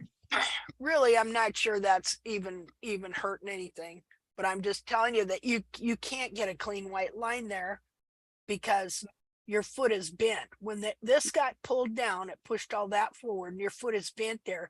So the internal part of the hoof wall is not growing down. Let me get a different color here.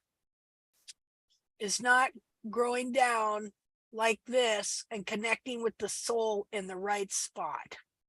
See, it should be more like this. Look at this horn tubule here. Okay.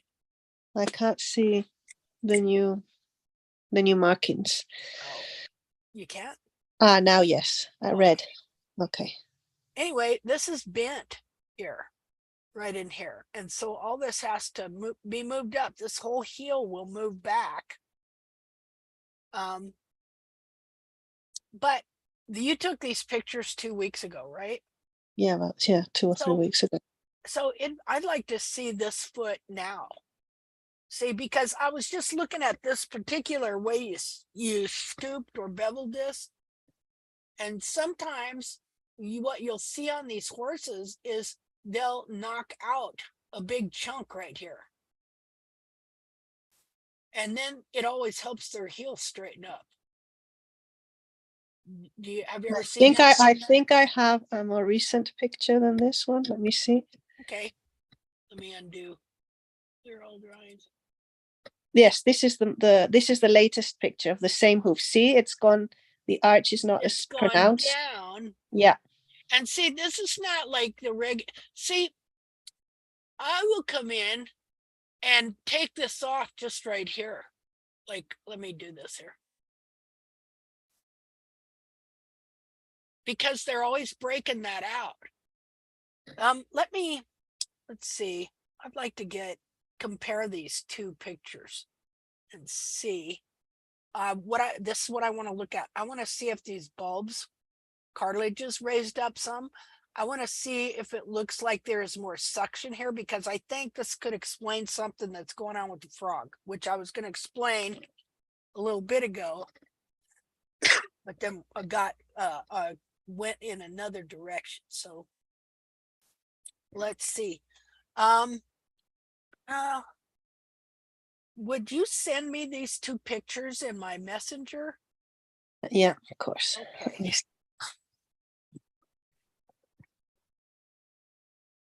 Let me see. So this one and the previous one with a big arch. Yeah.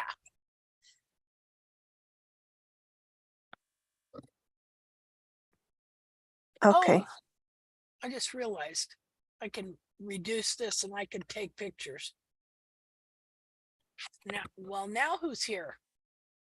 That was just us, but it sounded like somebody else came in. Somebody did. Hi, Sam. Hello. How you doing? I'm okay. I didn't even realize you were here today, so this is just by chance. It's by chance. Yeah. I got up this morning. I thought, well, I think I'll just do some hoof evaluations this morning. And so we're examining this foot to see what story it is telling us. Okay. We're learning to speak hoof. It's like learning to read hieroglyphics. Moving hieroglyphics that change and grow. We need a Rosetta Stone. Actually, Linda, there's 5 days difference between the two pictures. Okay. And 5 days, exactly. Okay. Just a second. I'm going to go to Facebook and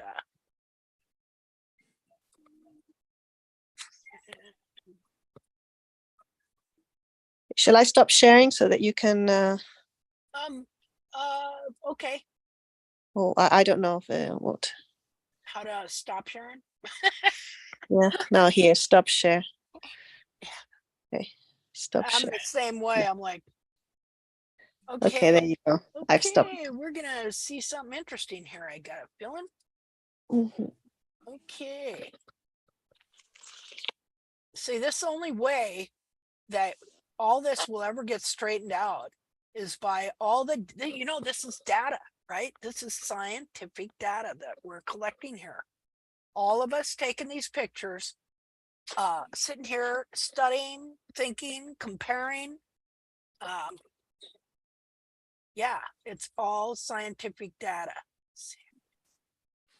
Could you send me 2 soul shots as well? Yeah. Wait a minute. Oh, okay. Of that foot. Yeah. Okay. Wait a minute.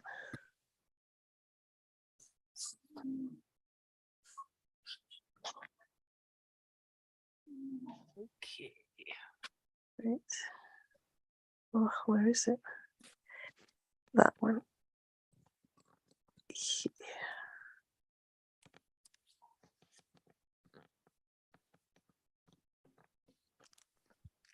That's the soul.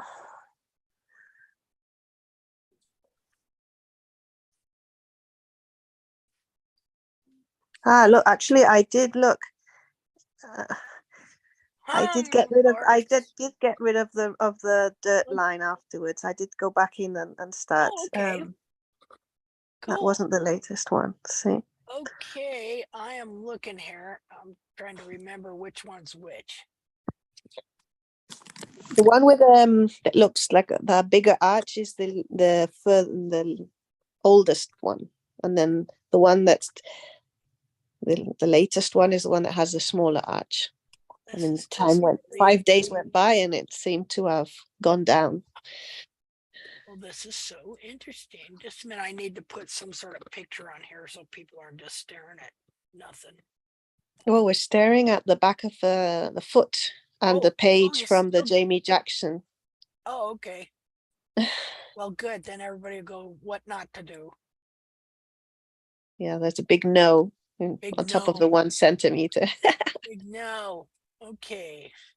So I'm going to take a picture of this so we can compare and see what the heck is going on. Let me see. I'm going to take a picture of this and then show it to you. And you can tell me if I got them right.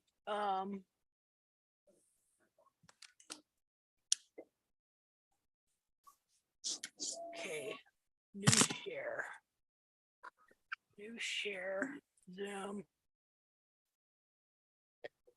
more, share screen. Okay, so the one on the left was 2 weeks ago. The one on the left is before, and the one on the right is after. That's 5 days. 5 days between those 2 photos. Oh, okay.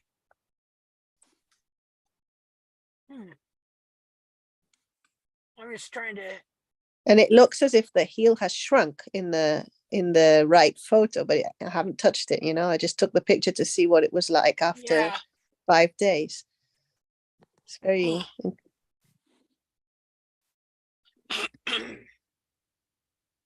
So I don't really know what happened there. Yeah, I'm like, what happened here? Something happened.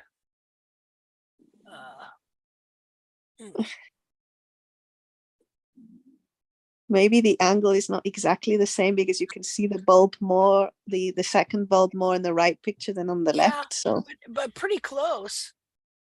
Pretty close. I'm wondering.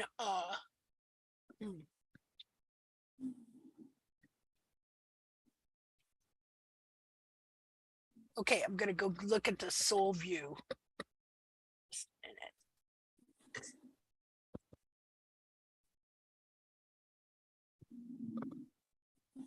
look at the sole view.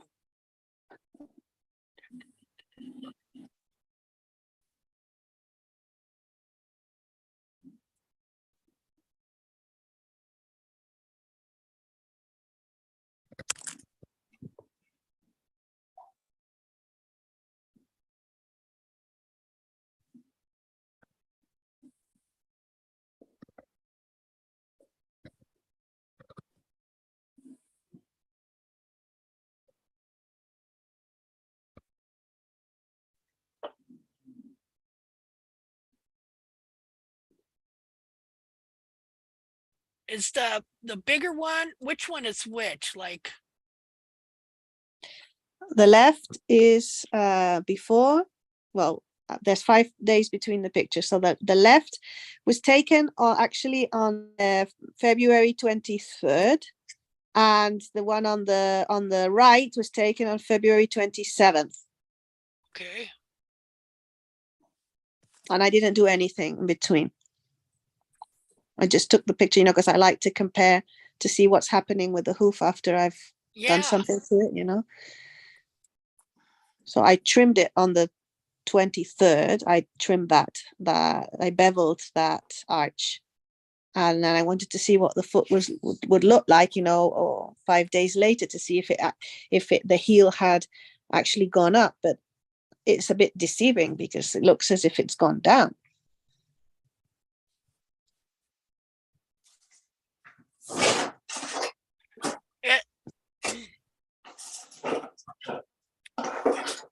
Let's see here. The one where you can see your watch more. Okay. Is that the last one? We can't see the sole views. We're looking at the lateral views now, Linda. Oh, just a minute. No, I'll take a picture here. The one where there's no dirt line on the bar is the latest one.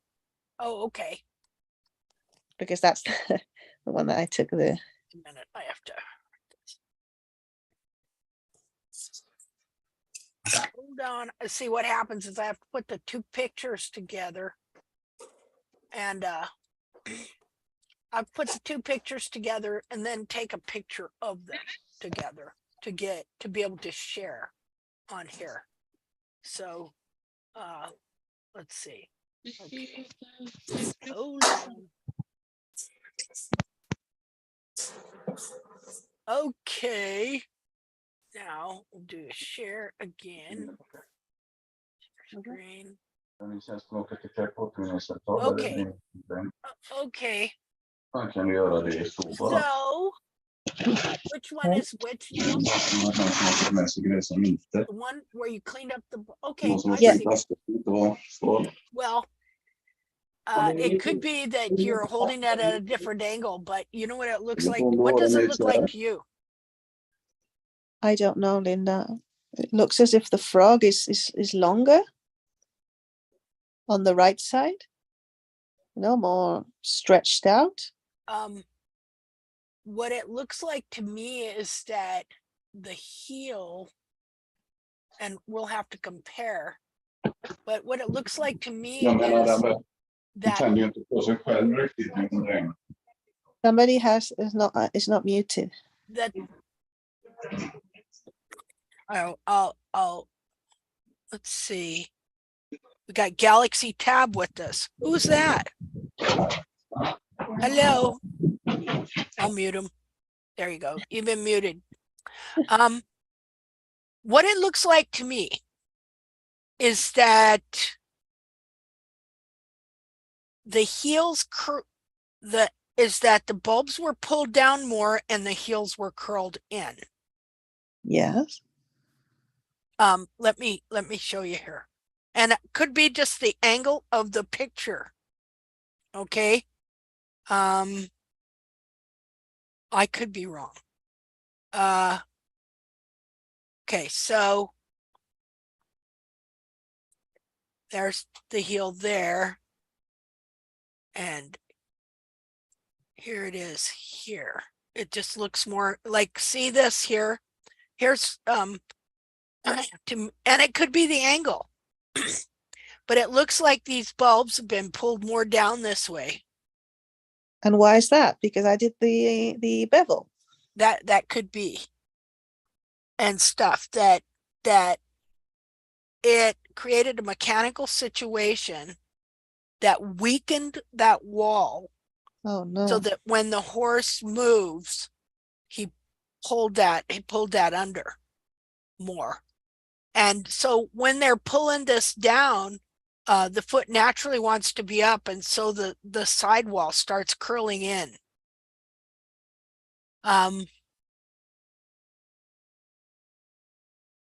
See, I've been on the fence. Well, I've been more on one side of the fence on them always scooping the quarters. See, what you did amounts to what they call scooping the quarters.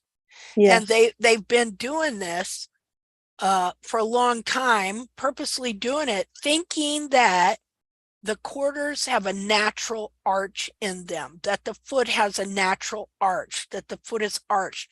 But they are looking at a deformed foot and they don't know it.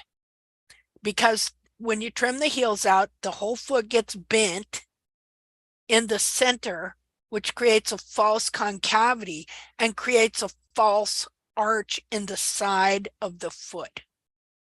Like they're real big about this in equine podiatry, like in their classes and everything. They call it the something arch theory. And so he's got a picture of a foot that he uses to prove this. And you can tell it's deformed foot. The coronary band's pulled way down and almost under the foot, which bends the foot. And so they're always putting that scoop there, saying, well, the horse has a natural arch in its foot. And so I've always wondered, well, I've always just had this suspicion, like maybe there's a time to do that, and a time not sure. But I've always had this suspicion that it might draw the heels under to do that. Just because of mechanically what you're setting up there. Let's look at this other picture. I mean, see, the bulbs and all this just looks more pulled under. And I've learned now, well, I knew that the heels were being pulled in and the bulbs were being pulled in like this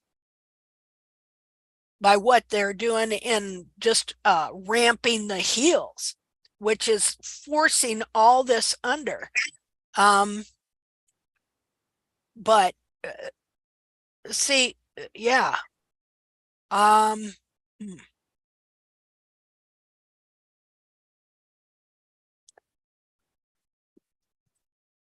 Well, let me Well, I'll just let it grow out and that's it, and not touch it anymore. Yeah. I can understand why you did it, because see, I would try and rasp the foot flat, but you could never get it flat in here without a big scoop.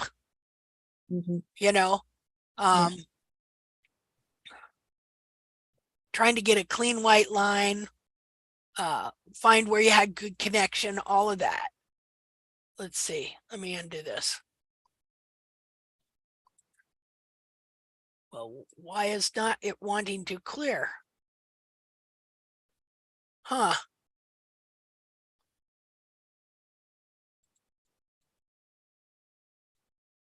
That's weird.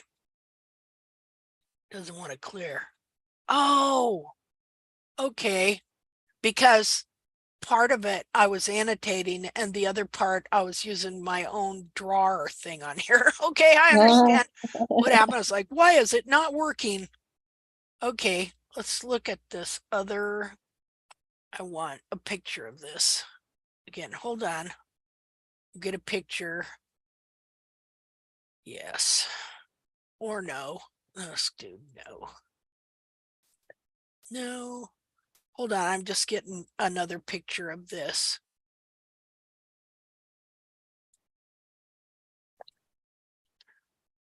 Okay.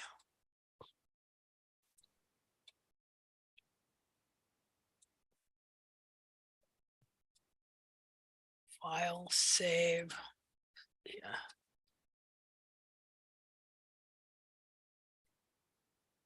See, if scooping that like that You made can't the see, I can't see anything. oh, okay. Let me find the other picture here. I wasn't sharing right yet. A second. Where are you? Well, crying out loud. I guess I must have closed that picture up. Oh, I had to. That's right. Let me get another picture. See, I wonder because I was looking at the leg, yet the foot looks smaller.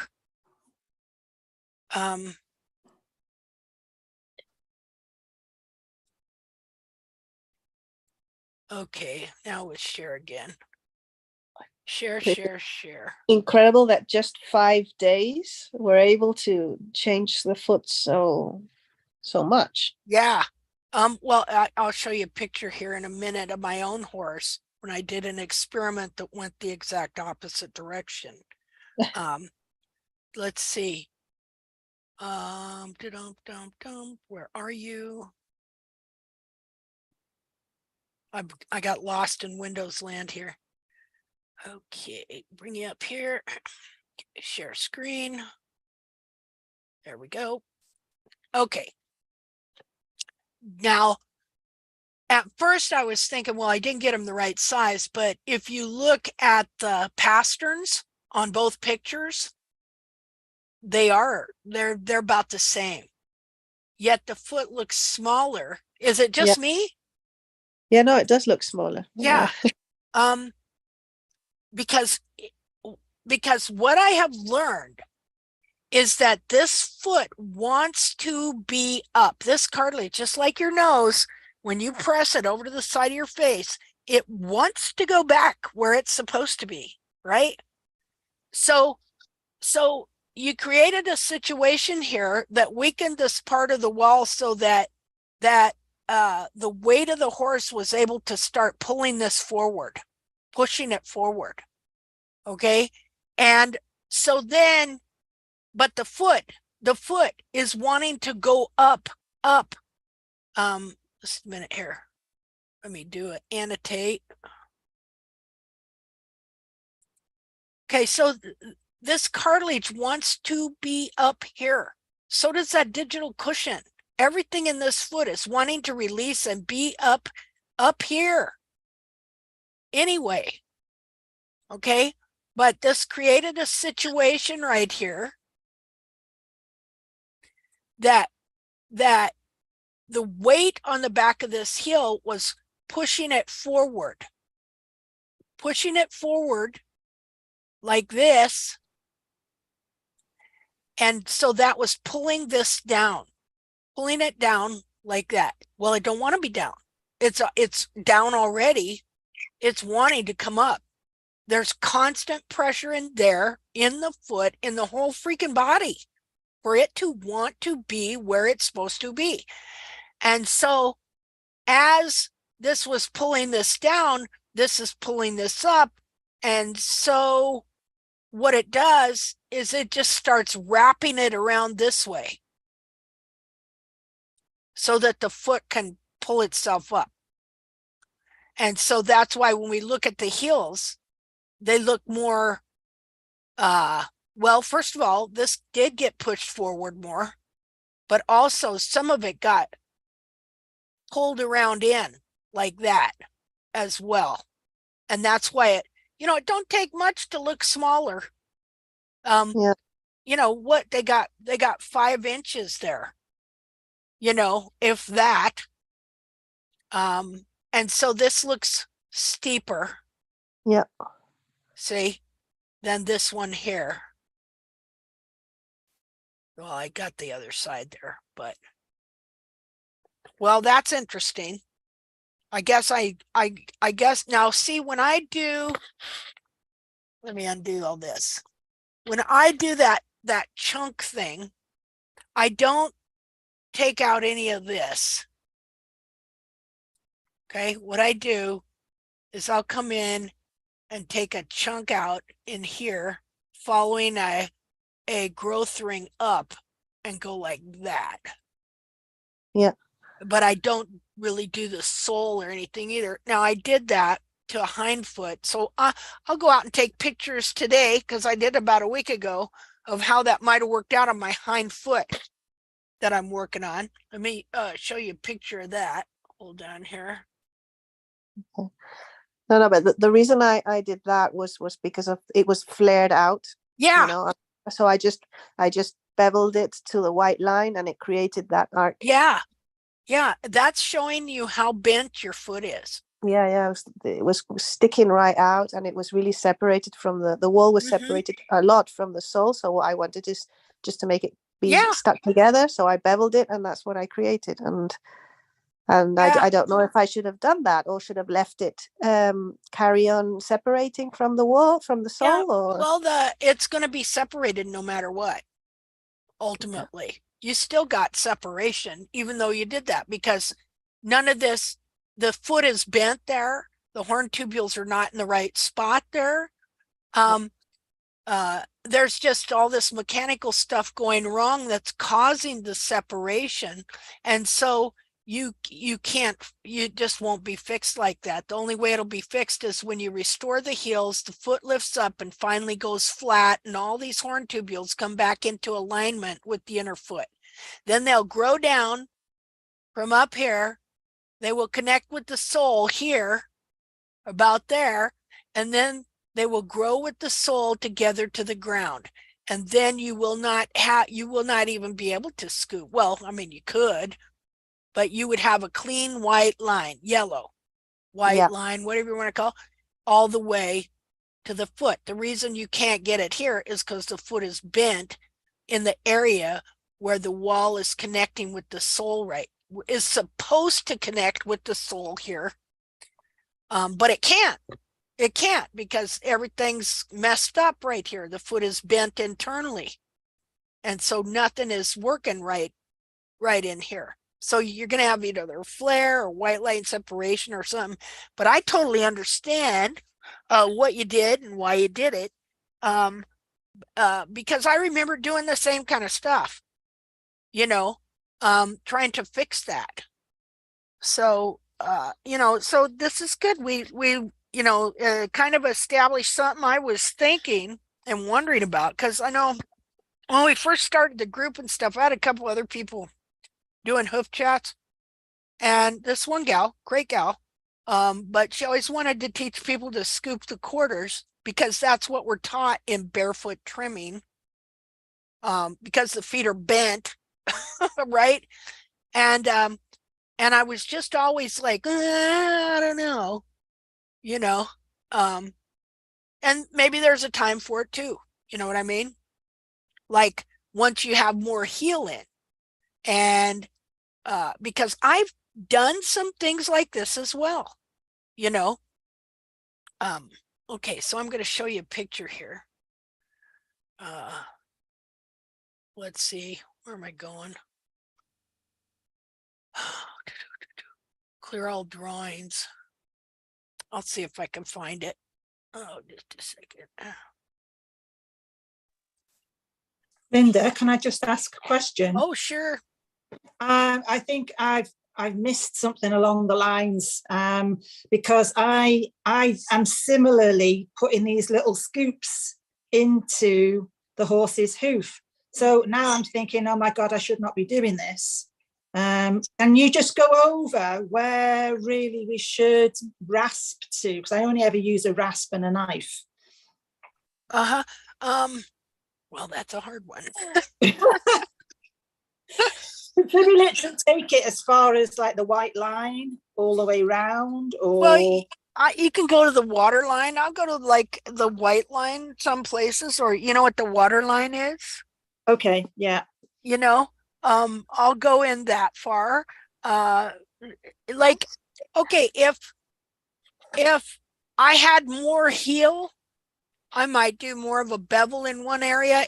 If I was at a place where I had enough heel that I was trying to work to get the horn tubules that had grown way forward to the toe or the quarter. You know how sometimes you'll see those horn tubules in the quarter, clear up at the toe and clear up at the side of the toe. Yeah. And so I'm wanting those all to come back.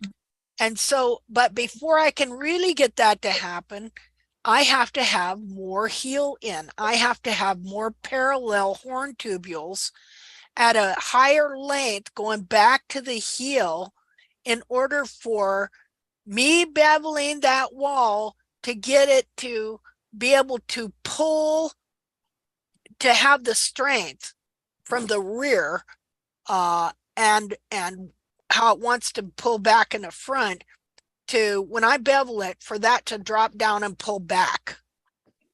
But I have to have some heel in the back for it. It's like structural mechanics. You know, we're dealing with the structure just like a house or anything you're going to build. And so there's certain forces being applied here and there. And so those horn tubules in the quarter, when we lowered the heel, they grew forward to the side of the toe. Well, the only way you're going to get them to back up is if you raise the back of the house. You know, you got to raise the back of the house. Here, I have a meme for that. Just a minute here. Linda, can I add something? Sure. When I do this, and I'm looking at the quarters, I do a lot where I will have my rasp flat, which you talked about earlier, but then I set the foot down and I do a lot of back and forth where I actually get, knees on the ground type thing. And I look to see the minute there's space in that region that's being scooped, that's where I stop. And it does not, even though I may have a little bit of flaky sole or something on the sole side, I just always look at it from when the foot is down, just like this view. So I trim a little bit flat from the sole, then I put it down and I go, the minute there's a little bit of space in that region, that's where I stop. I don't use the sole as much, if that helps. Oh yeah, not using the sole as a guideline. Yeah, because it's not, it'll look crappy, but it doesn't matter because I have to make sure there's still some support because it's too much leverage then on the heel. Yeah, that makes sense, Yeah, so I do a lot. It's exhausting. That's the hard part about it, but you have to put it down and say, okay, where is it on the ground? And then lift it up and take a little bit more. Now I've been on the other side where I haven't taken enough off, but that's okay. We eventually figure that out with pictures. Yeah, see, you're like you say, it's exhausting for more than one reason. It's exhausting because the foot is not right to begin with. Yes, and it's back and forth, tweak. Yeah, and so you can't do a right trim to begin with. You know, everything that you're doing, we're trying to understand the structural mechanics of these feet and how it works.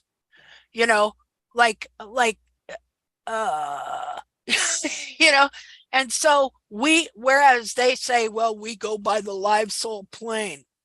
Not me, because I know that foot is deformed and you don't have uniform sole plane. Your heels aren't even real, not like this foot here.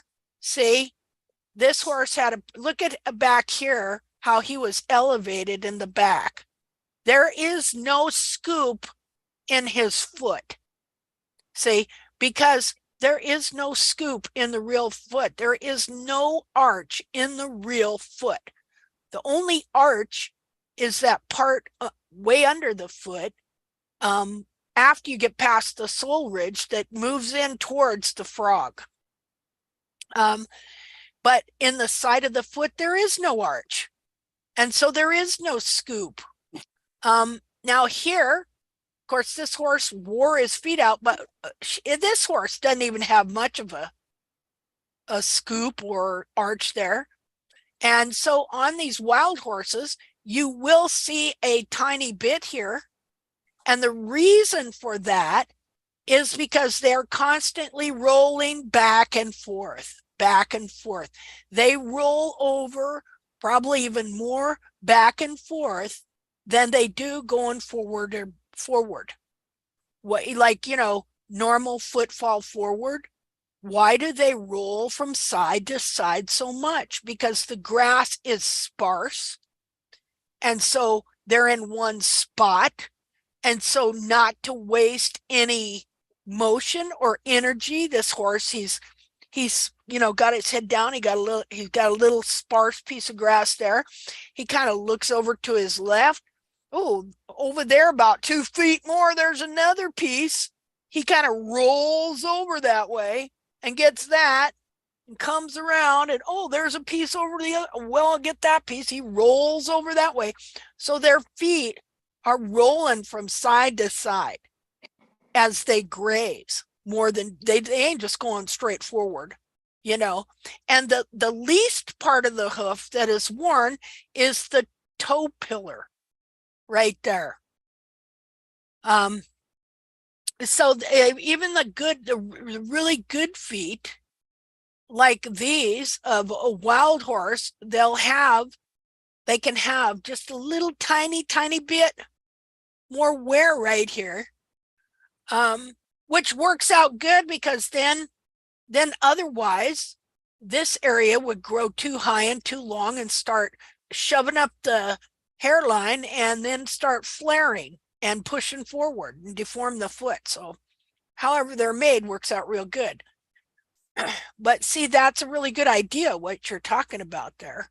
Now, who asked that question? Who asked a question? Did it get answered? There are no answers. No. Question about where you should be rasping and whether to not put in those scoops. It sounds like we shouldn't really put the scoops in, or if we do, just very, very small ones. By the sound of it. Yeah, just external. Now, I should show you pictures one of these days of when I really hoof bound my pony and she had canned feet. How the sole looked in the quarters. If you rasped into the wall, you could tell how bent the foot was. See? Okay, so here, this is what I wanted to show. Like, this is your horse's foot. It is like a house. These are horn tubules. Okay, now it might be a little bit lower back here, but that would just mean that it's you know, well, a little lower, but yet still all the horn tubules, look, have to be in alignment here. And so one of the things they're doing now, see, because they look at this foot, right? They're trying to mimic this foot and force this foot to be that foot. And so what they do is they'll come up and trim the frog way down to the very base, so they got it as far back as they can. And then they'll take and clean out the seed of the corn and take the wall down, and then they will cut the heel buttress off like that. Like this horse here would be considered to have bad feet, because this is the foot that is so planted in their head. And so they would come in here, and now if they were looking at the inner foot, they wouldn't do that, but they're not seeing the inner foot.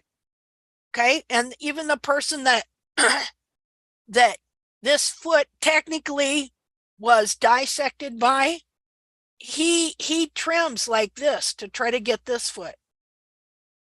And so now what he's learned from somebody else is to try and force this foot. And they do. They say, burn this foot into your brain, this one here. Now, he says something similar about this foot, burn the soul into your brain, but he's already burned the image of this foot into his brain, so he can't see this one. How do I know that? Because I was the same way. Because they burned this foot into my head, and so I kept trying to get this foot on my horse. All right. At the same time, I've been looking at this foot, but I wasn't seeing it. I wasn't really seeing it. but they're two distinctly different feet. Now I know, but at the time I didn't. And so this is what they're doing. They're coming in here, they're beveling off this heel buttress because they don't know what the heel buttress is. And that's the truth. And well, what's that do? That every time that horse lands, he's rolling back on his foot, which, just a minute here. Let me get a, okay, which is pushing all this forward and pulling all this down here. Pulls all this down, curling it down and around. Now, the thing is, these horses don't want to be down there. That foot does not want to be down here like this. And so it'll keep pulling up, and some of them will stay down because the periopal will dry in a dry climate, will hold it there. Others, the foot keeps raising up and looking like it has heel, when in reality, all this cartilage here is curling into the center. And so you wind up getting a smaller and smaller capsule.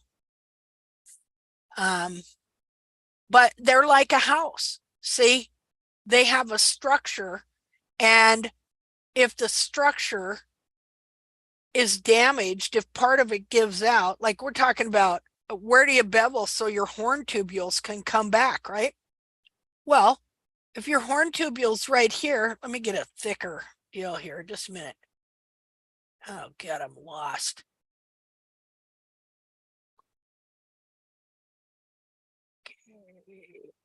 Clear. It's not clear all drawings. Okay. Let me get a spotlight eraser format. Okay. And a different color. All right. So if your horn tubules,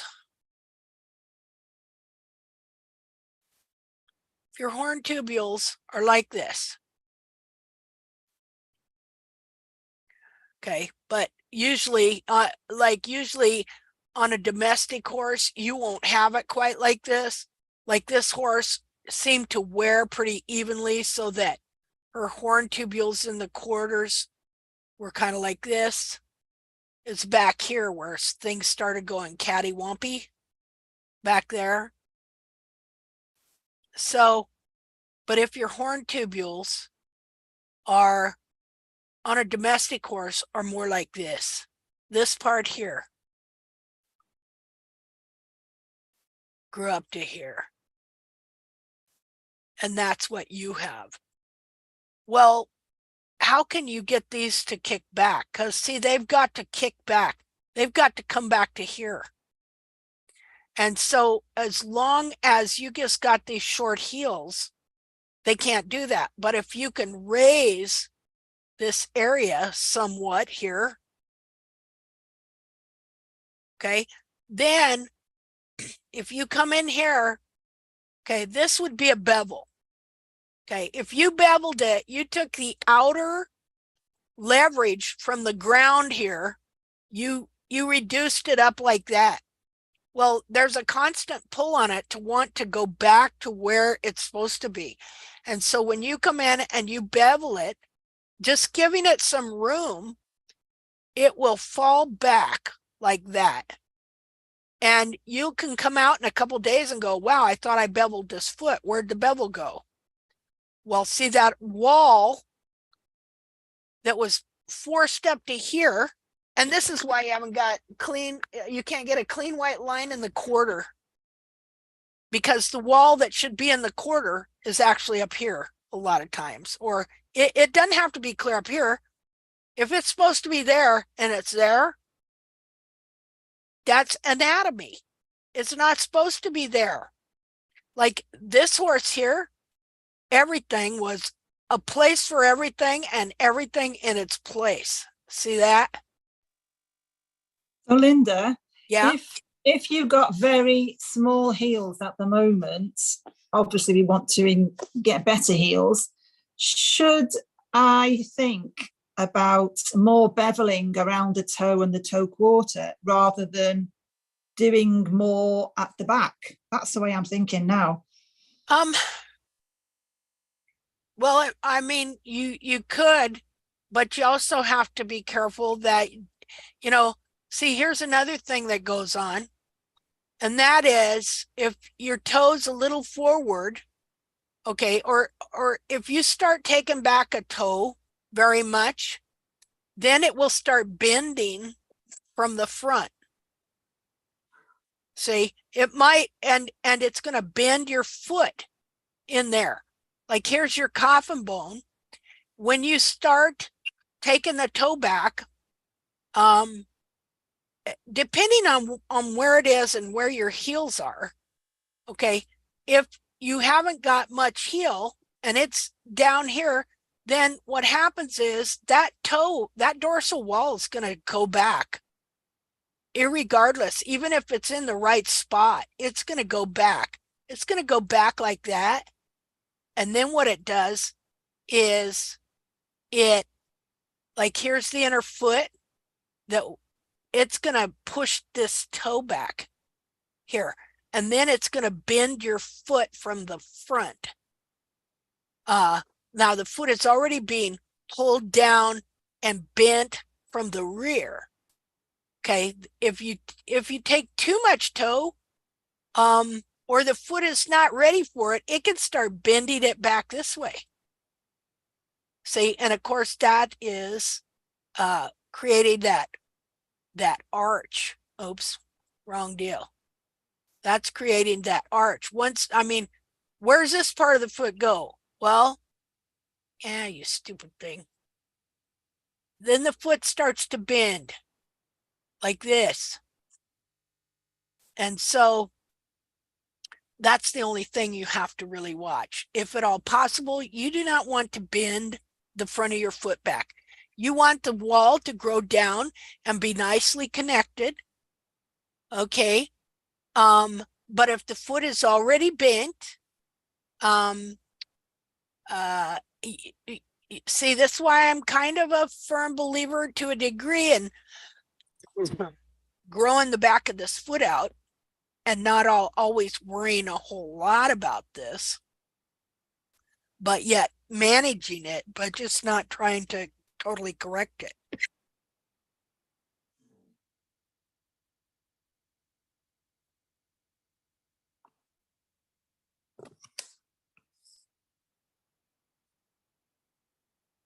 Okay, does that make sense?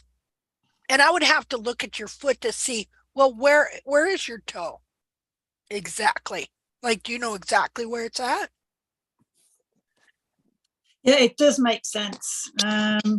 It's a fine balancing act, isn't it, basically? Yeah. Yeah, you're robbing Peter to pay Paul all the time on this deal. You're always like, nothing's perfect, but you're headed in that direction, you know. But do you understand too why you have to have some more height back here to get? I do. Yeah, you know? I do completely. But as I think as most people, we're just, well, I'm struggling to get the height in the heel. So I'm just wondering where I'm going wrong, really. So, well, yeah. Here's part of, now, I don't know if you were here, but I was talking about, just a minute here. Let me get another color. Oh, we'll do red, whatever. What was I talking about? Now I forgot. Oh, gosh, it was an important, oh, your heel. Where is your heel? You tell me where you think your heel is. My heel is very low and it's all coming forward. So Okay. it's more like the no arrowed hoof. Okay. But what I want you to tell me is, when you look at this picture, or even this picture, where would you draw the heel? Where is the heel on this horse? What do you consider a heel? The heel is, to me, it's that lighter grayish silvery wedge, if you want to call it that. This right here? Yeah. And Like right. Goes right up to the coronary band there. Yeah. Okay. Yeah. Okay. So one way to start doing this is think of it a little different, that your heel is actually all of this. Okay. Right here. That's your heel. And so you have the heel of the capsule for sure, but you also have the whole true heel of the inner foot, which includes the bulb all the way straight across the foot to the other side and the whole back. This is all heel. And so if you start thinking of that, of it that way, okay, so this part, let's say we got this foot here, and I need to get this part, this whole foot released to where this is up at least like that. Okay, so since this part, let me do a different color here. Hopefully I won't forget what I'm doing in the meanwhile. Okay, since this part is pulled down here, I need to weight the heel down here at the bottom, right here. I need to weight that heel by having it, you don't want it to get so high that it breaks or anything like that, or buckles, but you have to have excess length here so that it's weighted. The wall is weighted higher than the sole.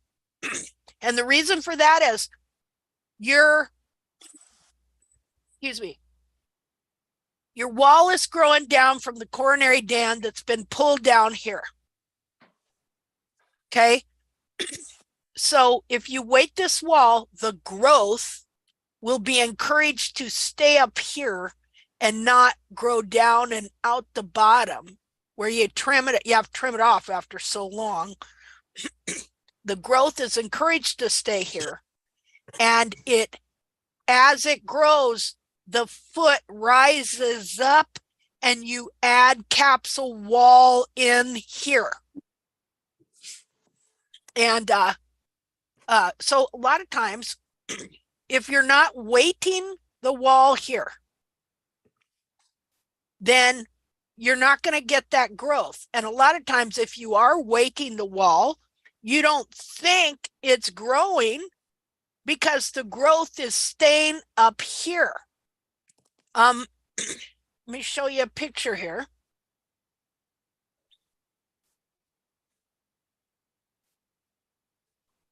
Two different wild feet. Let's see here. Let me clear all my drawings.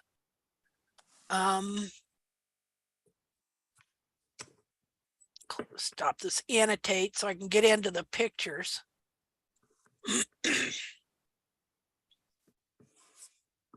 We're going to go look at the wild horse pictures. Two totally different feet. A tail of 2 feet.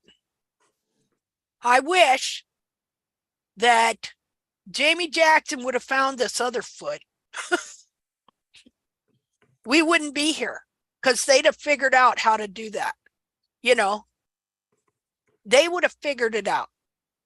Because they have figured out how to force a foot to be like that other one and severely do bad things. It does bad things to a lot of horses, as we know. Just a minute here. Where is that picture? Okay. I know you're here somewhere.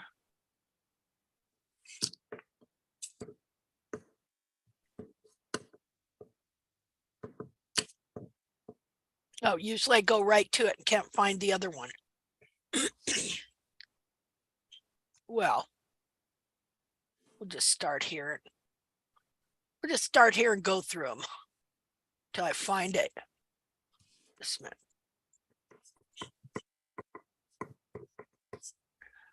Okay, so This obviously doesn't look like the poster child hoof.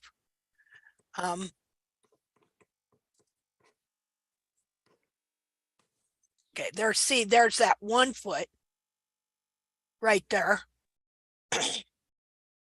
It's so deceiving, right? Because on the one hand, this is Pete Ramey's page. He's got this foot. And he says every hoof practitioner should do as many cadaver dissections as possible.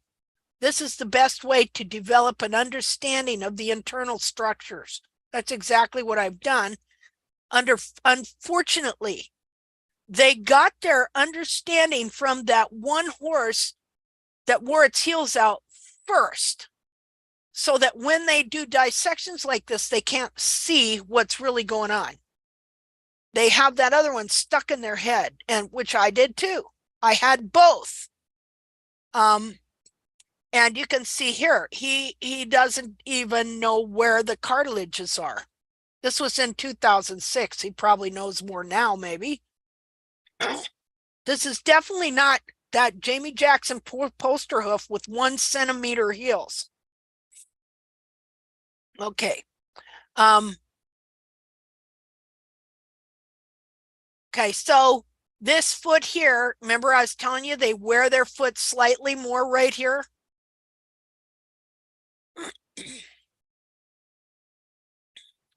This is also not the 1 centimeter heel poster hoof. Again, who has this hoof? Pete Ramey. 2 inches. 1 hair to here. The heel is hidden under this right here. This periopal skin covering the back of the whole foot. All right, see how the heel looks short? Okay, so they might come in there. This is what I think happened was all these heels are maybe all those horses had a big thick covering of periopal skin over the back of a 2-inch heel. All right, maybe Jamie Jackson came in and just saw this nub in here. Okay, that'd be about 1 centimeter, right? And so he thought, okay, all wild horses have 1 centimeter heels. See, because how much can you really examine a horse that's being spread out by 2 other guys on a horse, and they're not exactly just laying there going, go do what you have to do, especially when you're cutting their cojones off. All right. If they even gave them a shot, you know, because the old timers, they castrated them horses with no whatever. So I don't know if they had vets there. I don't know what they were doing. You know, getting them down, giving them a shot, letting them loose, but I don't know. He said he only had 10 minutes to do his research on each foot. Okay, but you can see 2 inches here. If I was to take this over here, that's 2 inches there. It just looks like you have a little heel because all this skin is covering up that heel. Okay, here, I did this is what I did. Look, I took this here and I put it up here to show that this horse had 2-inch heels. And here's the thing. Okay, Leah and I, when we started, I'm talking about geometry and how he says there's no mathematical formula. Every horse has 1 centimeter heels, and there is no mathematical formula for these feet. But I'll show you something here. There is a geometric, and I'm not saying you use this to trim, okay? But I'm saying that there is a geometric formation that I have seen constant on the internal foot, and when that external capsule is correct, which is, I'll show you here. Let's see, draw. I don't want red. We'll do some other good color here. And let's see. Okay, I guess that'll work. This minute, clear. Okay, so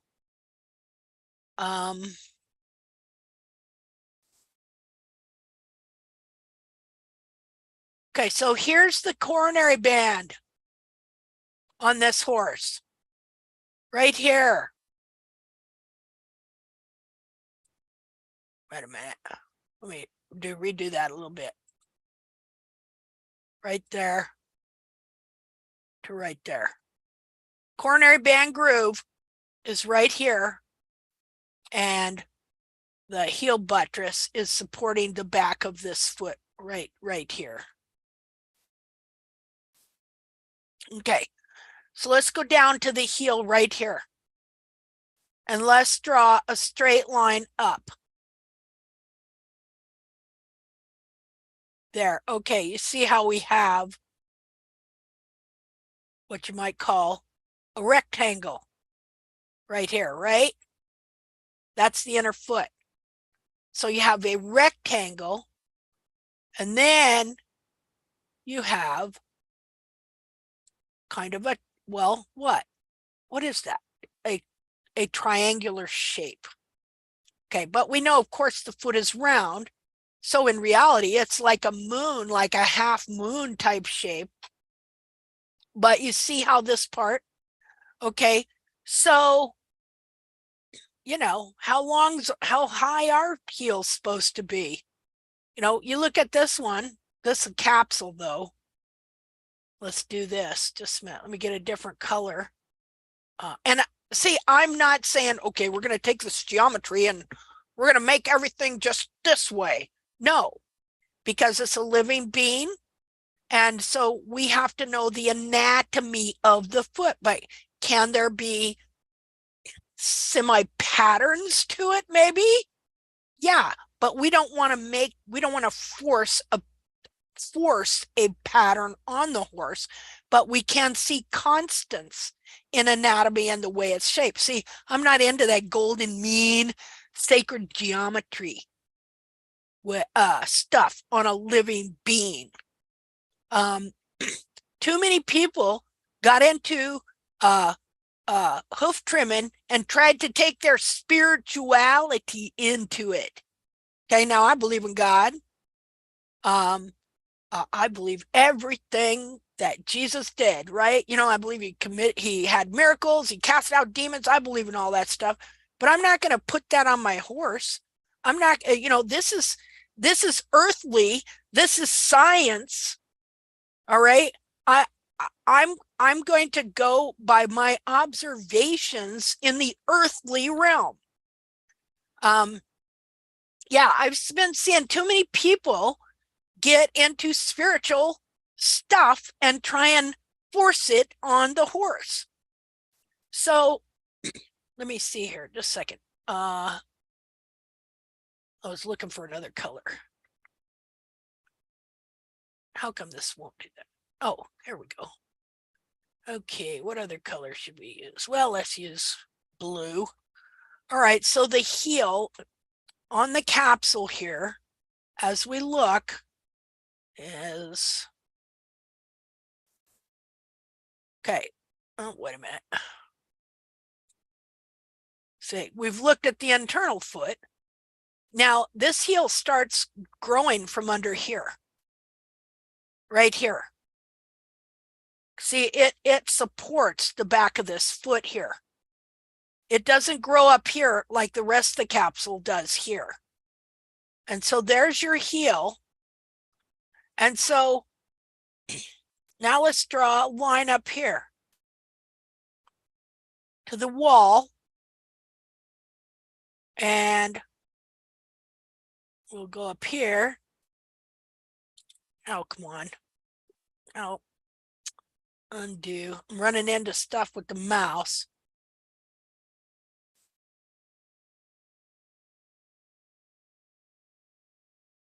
So technically, you're looking at this area up here, down to there, and then this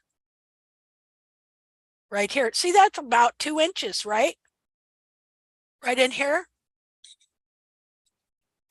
And then you have here again, your triangular shape right here. Now, do you see why I say there is some geometric pattern here to the way the size the heel should be according to the shape of the inner foot. And you look over here from the top here down to here. Well, if you get enough sole, that's going to be about 2 inches, because that heel buttress grows from here, under here, pushing the back of this foot up, and then it connects to the back of the foot here. It meets up with the sole here, and then it grows about another inch. See, now here's your 2 inches on the frog. Well, this is about 1 3/4 quarters. And so that's what this heel is here too, is about 1 3/4, 2 inches. Are you kind of seeing that there is a pattern a little bit here to where you're trying to go, that these heels have to have some depth. They're not 1 centimeter long. Okay. Just a minute. Here's a centimeter. Let me mark it on here. There's a centimeter. So we know that the whole back of this foot is cartilage and fat. Now, could somebody punch me in the nose really hard and flatten my nose out? Yeah, but would that be anatomically correct? No.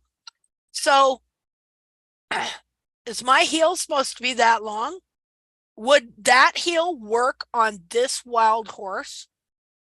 You know, they get this horse in, his feet grow for 4 or 5 months, and then he gets adopted by somebody that's been taught that his natural heel height should be 1 centimeter high. What are they going to do to this horse?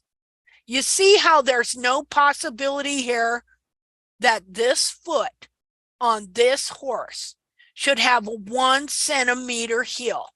Do you see that? Okay, but that's what Pete Ramey believes. Oh, no, he doesn't believe that.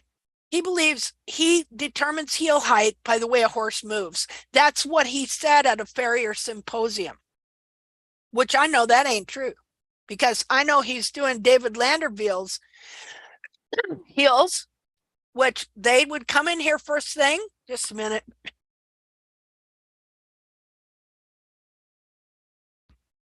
They'd come in here first thing. They'd trim this frog way down and way back, and then they'd take this heel just off like that. That's what they do now, because they have figured out a way to, and they don't even know they're doing this, because they have that image in their head of that one wild horse foot, that's the natural foot, and that as all this cartilage is being bent and deformed, which you notice he took off part of the foot right here. It's not even there. As all this cartilage is and everything is being bent down and under, and they see this bulging, they think that the horse is developing his digital cushion and his lateral cartilages. They think this is the foot developing, when it is they are destroying that horse's foot. Okay, so let's see, undo. Okay, clear all drawing. All right, so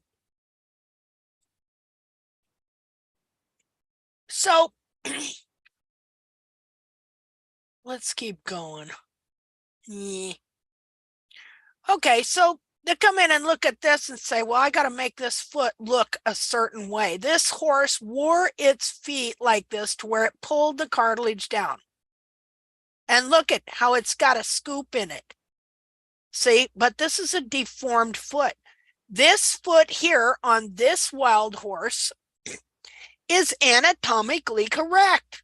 I don't know if it was a young horse or what. Cheryl Henderson got it. Probably from, they have some wild horse corrals up there in Oregon. and gave it to Pete Ramey to dissect. And you want to know something really interesting? Because I've been looking at these pictures for years, right? So on the original pictures where he has these pictures on his page, he says this is a feral hoof, a wild horse hoof. And he thanks Cheryl Henderson for giving him this foot to dissect. Well, somewhere along the way, he removed all that, and it no longer says it's a feral foot, and he no longer gives her any credit for giving it to him. So what the heck is with that, huh? Why are you trying to distance yourself from her? Are you trying to distance yourself from her? Or are you trying to distance yourself from the fact that this is a wild foot? You know, which is it? I don't know, but I thought that was, so I got the pictures, I got the screenshots, I got the old screenshot, way used to have it on his page. See, I notice little changes and contradictions, not only in feet, but in what people say. All right. All right. So, yeah, I got the pictures. I'll show them. It's interesting. I was like, wow, he removed her name and the fact that this was a feral hoof. You know, this stuff going on there makes you wonder. Here's a feral hoof from Washington on a reservation where a lot of them starved to death. And where they're sold for meat. Okay. Yeah. In fact, they'll throw draft horses in there to make them bigger so they got more pounds when they are gaining weight. This is coming out of winter, I guess. But look at the shape of the feet. You got more than a centimeter here, especially on the fronts. And this is what I'm wondering about the fronts too. Do they get screwed up so easily because they're supposed to be even steeper? Because everything they say, it's about the opposite of what they tell you. Like if the farrier says this is the way it is, you should think opposite and go, maybe that's the way it is. So they say that the rear feet are steeper than the front feet. You know what? I'm beginning to think that may not be true. See, I have thought that way up until a couple of weeks ago, actually. And then I got to thinking about it. Well, everything else is not true, not reality, as the polite Bracy Clark would say, instead of saying, it's a lie. Okay, so pretty much everything else is not true. So this probably ain't true either. The steepers, the front may actually supposed to be steeper than the rear. You know, the angle of the dorsal wall. And that would explain a horse we're going to see here pretty soon in Utah. So yeah, because see, this is the rear. These are the fronts. Okay. Here we go. Here's the sole off the same horse we saw before. Again, the dead wild mare that Pete Ramey. I'm surprised he hasn't taken these off his site because they totally disproved Jamie Jackson's deformed wild horse foot that wore its heels out and bent its foot to have false concavity. You know, it don't look like that at all. Look how big and thick that frog is. And Jamie Jackson says they shouldn't have a big, thick, rubbery frog. He said they should have a thin, calloused frog. That's what, see, now that I'm reading his book, look at that. That don't even look like that foot. Okay, there are those feet. Do those look overtly concave? No. Big old fat frogs on them. Look at that frog, sticks way out behind the foot. See, this wall is not curled in like all our horses, where the heels were trimmed out. again, this has been my image in my head, which finally came to pass one day when I was sitting down to draw all the hoof wall, every part, and I got to the back of it and I went, oh, we've been trimming the heels out of our horses. That was on January 16th, 2016. Ha! Where were you when you learned about heels? See, so here's what, this is a wild horse foot. This, you just see the difference in the cartilage here. They never look at this. Never, never, never, never, never. Always this. Ooh, the bone alignment. Oh, the bony column. Oh, you know, well, I believe the angle of the coffin bone is ground parallel. Well, not us. We believe it's positive. Well, that's because it is positive, people. Okay, so this is the foot I did. Shows you how much that cartilage can be bent under.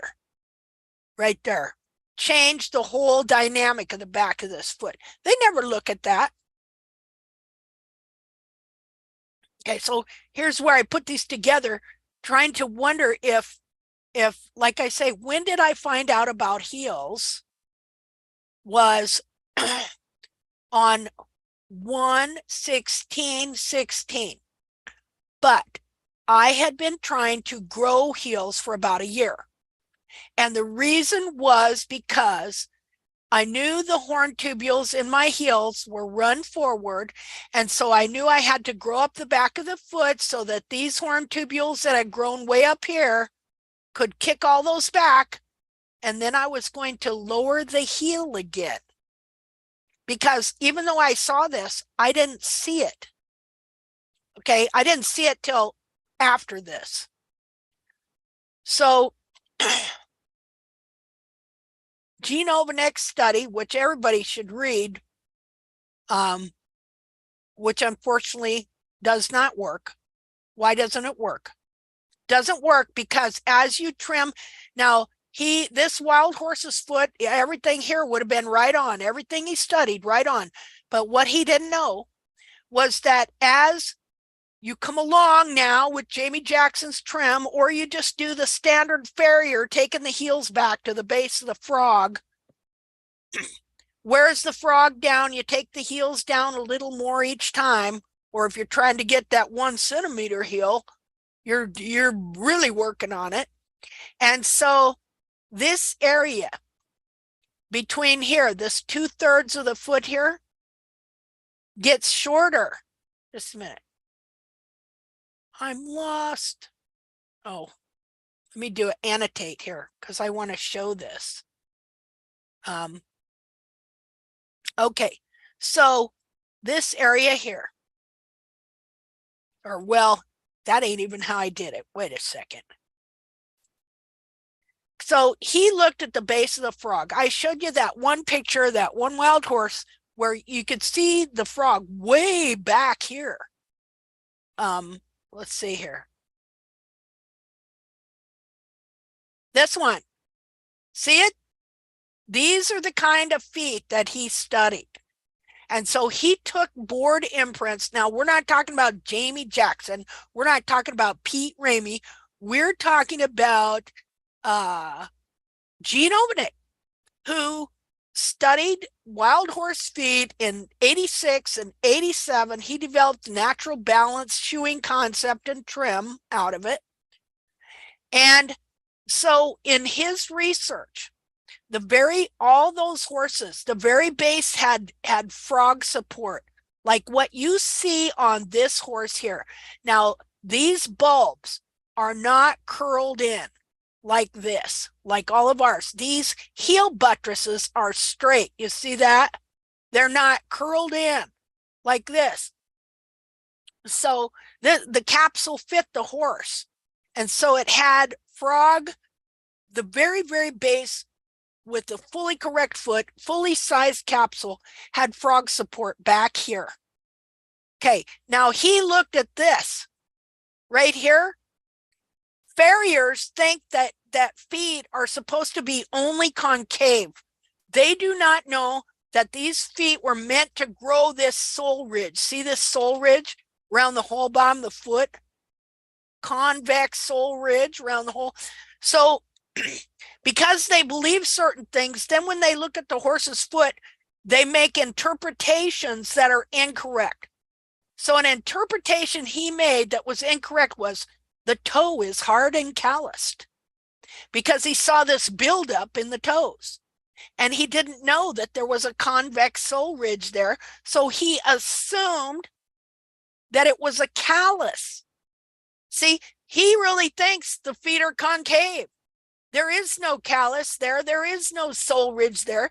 So then when he studied wild horse feet and he saw this convex sole ridge, he interpreted it as being a callus.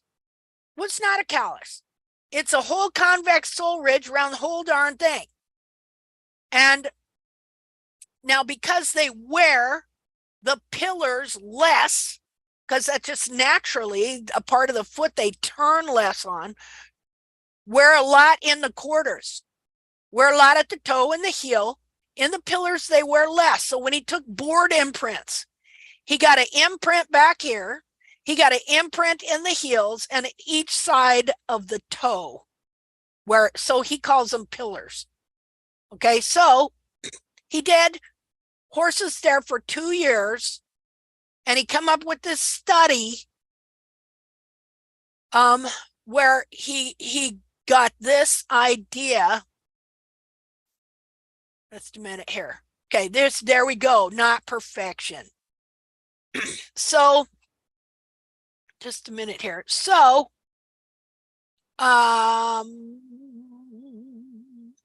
getting my deals here. Okay, so posterior support, like in that wild horse right there, is right here. He saw that in all of them. And then here's your heels right here. So he always said they had full posterior support, the frog back here. But in his board imprints, he took a board, well, he painted the foot, and then they put a board on there to see where it bore the weight. And the reason, so you got to understand how they think, what they know, what they believe about the foot, and then why they make the interpretations that they do about what they see, because they're based in error to begin with. They're based in the error that the feet are only concave, and that's why they have been trimming out the sole ridge for centuries and applying a shoe to the rim of the wall to transfer the weight onto the wall, onto the lamina on the sides of the foot. So this is already in their head.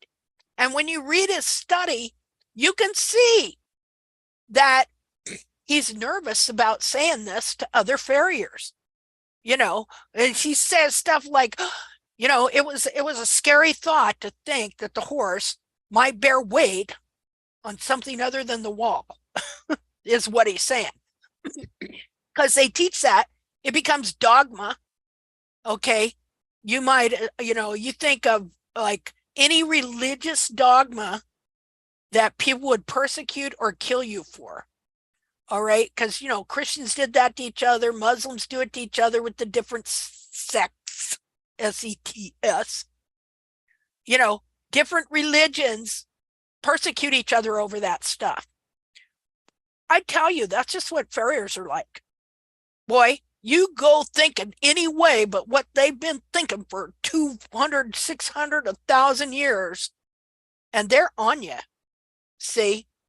So he found a pattern. And that's why I say you cannot, like, even though geometrically, all right, remember how I was telling you? There's a pattern there from the heel up. And then look at the triangle. See, what is that? That's a rectangle, right? But I'm not going to use that to trim by. But I will note it. See, I'm going to note that. But along with that, I got to know the whole configuration of the foot. I got to read the cartilage, everything. So, okay, so he said that the foot naturally, look here, 2/3. See, if we're to divide that in half, well, where is it there? So he said 2/3 of the foot was here. Right there. And so this is how they trim. They mark where a little bit behind the apex here, and then they take a measurement, and then they divide it in half, and then they say, okay, from here to here is the breakover. That's the 3/3. They don't count this toe in. All right. So the reason this does not work, this is part of their hoof mapping, and the reason it doesn't work is here. As the heels are gradually incorrectly trimmed, the distance from here to here gets shorter. Okay, let me get a different color. The distance from here to here gets shorter because the heels, you're getting a false heel, you're trimming them out, they're curling in, they're doing all kinds of funky stuff, and they're moving up like that. So your heels, which are here right now, okay, and they don't even know what's going on with the frog back here. That all changes too. All right. So your heels are moving up like so. And then you come in to, you take your measurement. They got, you know, this big fancy thing they put on here, put one end here and one end here at the dimple of the frog. Okay. And then they're going to divide that in half right here. And then they're going to take that half to measure where the breakover should be, and it's going to come to there. And then they're going to look and they're going to say, my toe is too long. I need to bring it back. When the toe is not too long, you've been trimming the heels out. And as you trim the heels out, they move, they follow the shape of the foot, and they start going forward and getting shorter from here that way. That's why this doesn't work. Well, the barefooters pick this up too. Only they did it different. Just a minute, clear. What they did was they just took the whole foot like this and like this. Okay, and they divided it by the apex here.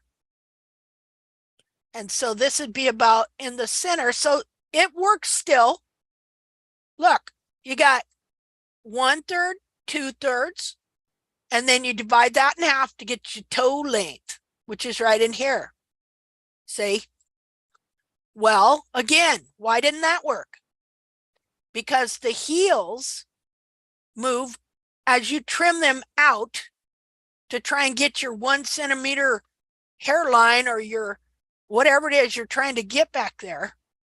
Okay.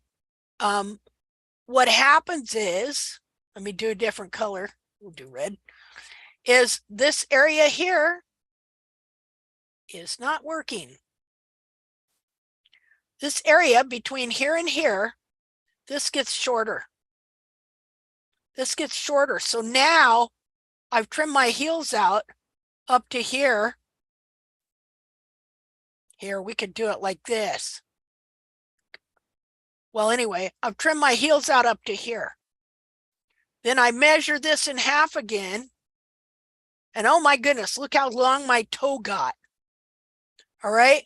So I have to come up here just about that much, and I've got to take off this much toe. to make my ratios work out. Well, what happens? You've been trimming the back here. They've been moving forward. Now you start trimming the toe back, and it starts pushing the whole dorsal wall of the internal coffin bone back, and your toe starts going back like this. See, your heels are going forward like this, and your toe is going back like this. See, pretty soon you have a formation that looks like this mechanically. See, that should never happen. And so you're squeezing that foot, and it's taking all the inner foot and it's squeezing it kind of up out the top, and everything's bulging, and they think this is building up the foot. This is how they interpret that. So let's see here. Let me clear. So north and south should never meet, people. North and south should never meet. You see that? If I see hoof shapes all the time where the dorsal wall is back like that and the heels are forward like this. Okay, so what happens there? Sooner or later, if they keep growing, they meet. You see how that just doesn't work, doesn't make sense? So people don't realize that's what's going on with these feet. They are totally deformed. Okay, so yeah, that's not perfection. And if you ever notice in all the people's sites that use this foot as the poster child, this is what you'll see. You'll see wild horses out in the wild, and you never see their feet unless they find one that's wore its heels down, and then they'll post that. But again, even then, they aren't seeing what's there because the prejudices of your early education are hard to overcome. Okay, so this picture is online, and this is how they determined what the internal anatomy should be. And the reason they did this, this is what farriers do. This is how it's taught. They seldom, in the vets, any of them, they seldom take a hoof capsule off to realize that the horse has a whole foot in there. Instead, forever, and especially since they got the X-ray machine, they slice the foot in half like this and look at it, thinking that it's all just one unit. We know there's two units here. Even though the foot grows the capsule, if the capsule is not worn right or trimmed right, it can distort and deform the inner foot. Why is that? Because only 1/3 of it is bone, 2/3 of it is this soft cartilage and fat. So this is the ideal foot they look at. This is the foot that's been put in their brain. And so you're going to trim to whatever's been put in your head. See, just like with me, on the one hand, had that one foot I've been looking at for years. On the other hand, had this foot or similar feet to this. But I had never read Jamie Jackson's book until a couple weeks ago. But I read all Pete Ramey's stuff and everybody else's stuff that does barefoot, even though they go back to him. I'm glad I never read it. And because I thought Strasser's trim was bad with the 3 centimeters, which even actually it's less if you measure the heels themselves. To his, I got the book here in front of me with the picture he drew of a foot saying that all heels should be 1 centimeter high. Right here. Right here. Okay, so now this is the front foot. Now here's another thing that happened. The front foot did not become the model. It was the rear foot that they wound up using for the model for everything. Here's what I said. They take this foot that's cut in half and they use it to teach themselves anatomy. And so this is the picture that's put in their head. See here, somebody trying to get that foot, looky there. Now this is the front foot. But again, you don't hardly see this foot or this, at least this angle. What you mostly see is the rear foot, which is this one right here. See the difference? That one right there. But look, see, at the same time, these other feet are right in everybody's view. But what, see, and I learned this a long time ago, that you take somebody and they don't know anything to begin with, and you're in a place of authority that you seem to be an expert, and you use your logic because you believe it yourself. You believe your logic and you present it a certain way and you get them to see it that way. And once you lodge that in that person's head, they can't see anything else. That's why what I learned is whoever runs education is the one that controls what people are going to think, right or wrong. You can make people believe a lie is a truth. And so who are the best purveyors of a lie? People that believe it themselves. And so Jamie Jackson, he's a farrier. He already had a lot of false beliefs in his head to begin with from the way they teach farriery, both in the vet schools and the farrier schools. So his interpretations, because he did not know the anatomy, on this foot were inaccurate. And you see here how this foot has been trying to be trimmed into this foot. Okay. There it is. See, I'm pretty sure that's the hind foot. That's why there are so many pictures on like this is the front foot. Why wouldn't you use the front foot? Well, because it doesn't fit the model. See, since when are heels? See, you know how barefooters and all of us, ooh, run forward heels, ooh, run forward heels. Well, if you cut that out, then you can make it look like it's not run forward.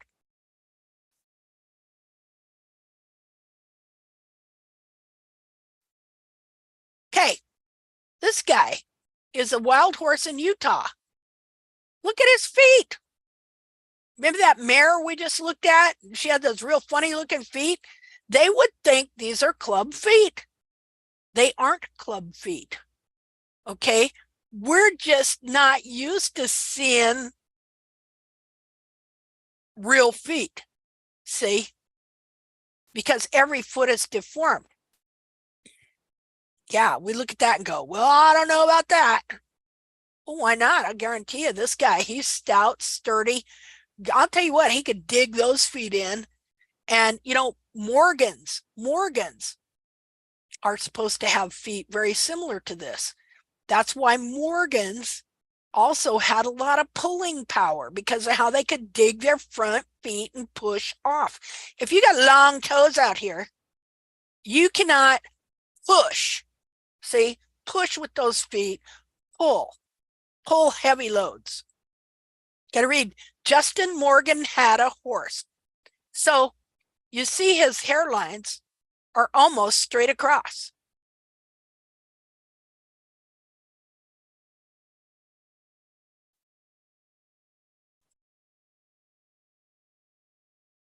See, just because I come along and I see a wild horse with feet like that, that doesn't mean I want that on my horse. Just because that horse wore and pulled the back of her foot under like that doesn't mean that's what I want. Is she on rocks? Yeah. You know, has she adapted? Yeah. She's still going to pay for it somewhere. Okay, so here's what you're doing. You're growing that heel in. And remember, let's see, annotate just a second here. Remember that where is your heel? Your heel is all the cartilage up here, all the way down into here, over to here. That is your heel. Oops. Just a minute here. That's the heel, every bit of that. All the way across the bottom of the sole to the bar, across the frog, over to the other side, and all the way around. That is your heel. All of this internally is the heel. So what happened to the heel on this horse? See? It's all been deformed and pulled down. There is no frog. You know, this guy's frog, clear up here. There is no frog. There's barely any sole. I'll bet you that the coffin bone also is deformed. Okay. Look at the sole on this horse. See the convex sole ridge? Right there. So as you weight the wall, here's your foot, and you're growing it higher than the sole back into here. As you weight this wall, oh, somebody is. Just a minute. Get up. Oh. Somebody's not muted, but anyway. So as you weight this part of the wall, it puts pressure on the growth that is coming down from here. And instead of pushing down and out the bottom where you would normally trim it off, it will be encouraged to remain in the top. And gradually what happens is you may start out here, but then you'll get a little growth in there, and it's going to raise the top of your, it's going to raise your hairline up. Add capsule, hoof wall in. Keep weighting it. Maybe we'll get a little more growth in. Keep weighting it. We'll get a little more in. It's going to be getting longer too. That's why you got to keep those bars you've got to keep the back of that foot from, and the sole and everything in the back of that foot from being firmly established. See, you can't let anything get firmly established until you've got the foot corrected. But you know, there's a fine line and all that. We're learning. Going to add a little more. And add a little more. Till then, okay, now the hairline has gone from down here to up here. And now all of this is now hoof wall up here. See how it added all this hoof wall in there? And at the same time, it was releasing your cartilage and it was allowing your foot to raise up at the same time. You're going from this, which is a nothing frog. This is starting to develop here. All right. And it might have started out as not much. Pretty soon it's growing up between those bulbs and it's pushing up the back of this foot up here, pushing this up. And now as it brings all this back and pushes it up and grows that frog stay, everything that's been displaced, the heel, the internal physical heel, is now being pulled back and pushed back down to where it's correct, so it can grow your heel correctly and the horn tubules here. See, they were like this. Now they're getting so they can grow like this. Okay.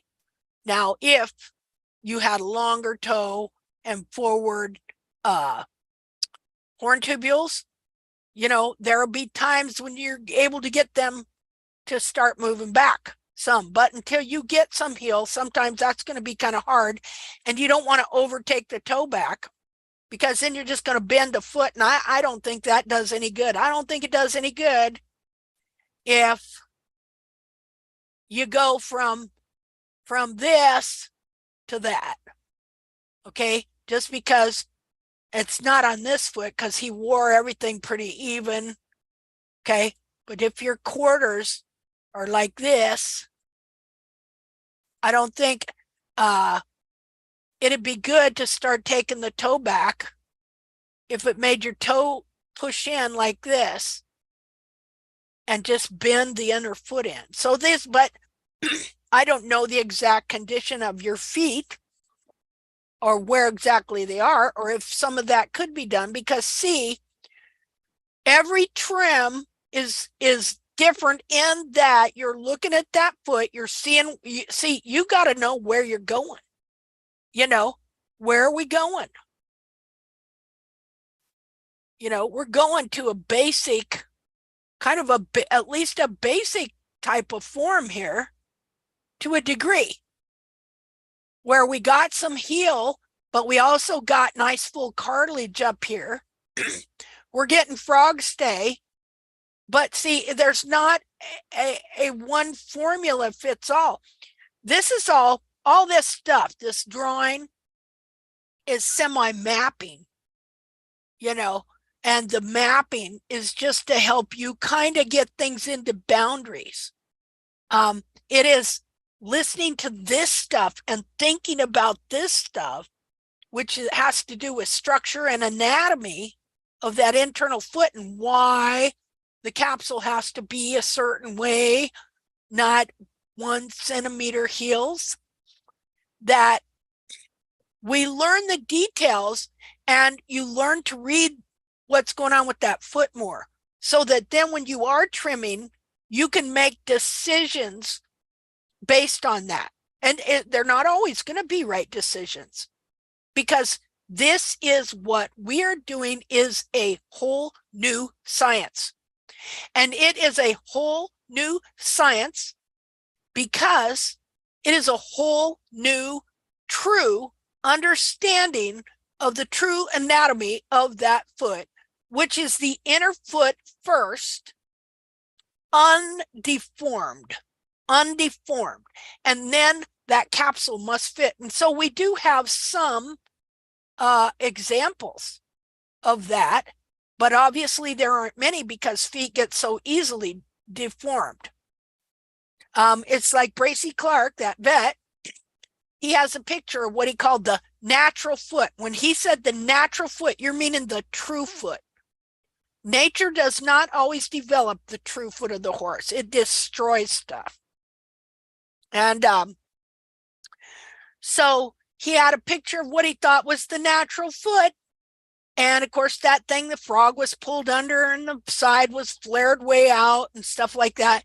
So he interpreted that foot as being correct that way for different reasons. He, you know, if he would have had a chance to study our wild horses, okay, and seen that there's a difference in some of these feet, he could have put it together too.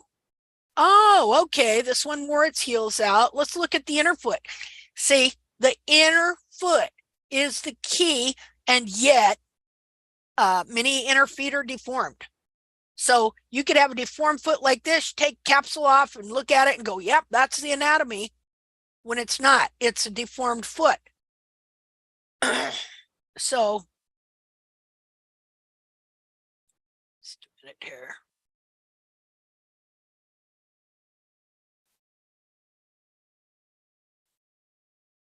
Again, they've taken a foot with no heels, and this is what they say the anatomy is. I see them taking different feet of horses that have been barefoot trimmed and dyed, And because sooner or later they got it, right? Because they get old. And cutting those feet in half and seeing a big fat, stretched out, deformed digital cushion and saying, see how the digital cushion developed? Here we go. Okay, always show this, how all these practitioners, gives them all names here. Ooh, this is the perfect foot. Every horse should have a foot like this. Oh, we believe that this is what you work toward. See, and it all sounds good, like leave that which should be there naturally. Well, if my horse had to walk 20 hours a day, 20 miles a day for a single drink of water, and then move, constantly for a single bite of grass, yeah, his foot would look like that. But is that what you want? No. Here's an example. I can't remember whose foot this was, but she got tutored by the guy himself. All right. And he said this foot was good. Got tutored by phone for $300 and then took a 3-day clinic for $1,500. See? So then when she started growing it out, where it started looking more like that foot, and this was before we really understood a lot about this cartilage. You see those two totally different feet. Like I said, if they'd have found that horse, we wouldn't have been here. So I looked at these feet a lot. Now, again, this is that mare up there in Washington that was dead, wild horse. I mean, wow, that's pretty amazing, huh?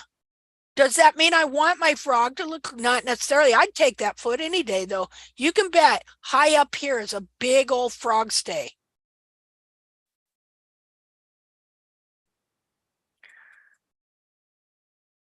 So anyway, again, two different feet. This is a wild foot. Didn't have 1 centimeter heels.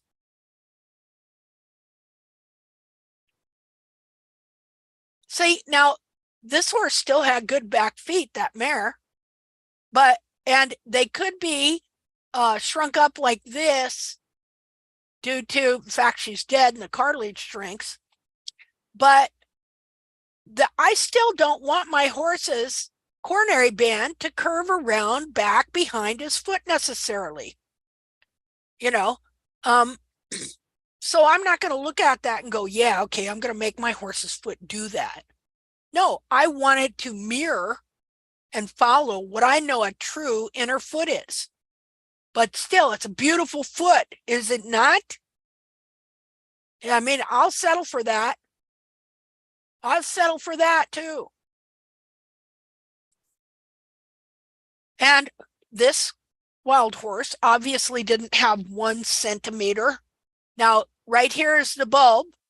And you see that the coronary band groove is about 1 centimeter. The coronary band itself is maybe just a little over 1 centimeter wide. And you see that this runs straight. It isn't curved down. And look at all that heel. See, so this was a good foot, good wild foot. That's the bottom of it. I'm in the right environment. There's nothing wrong with that frog, but I mean, look, this is really a nice foot. Look at how well it's trimmed its bars. Let's see.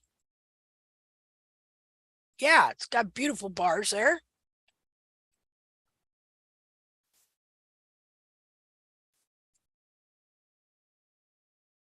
That one.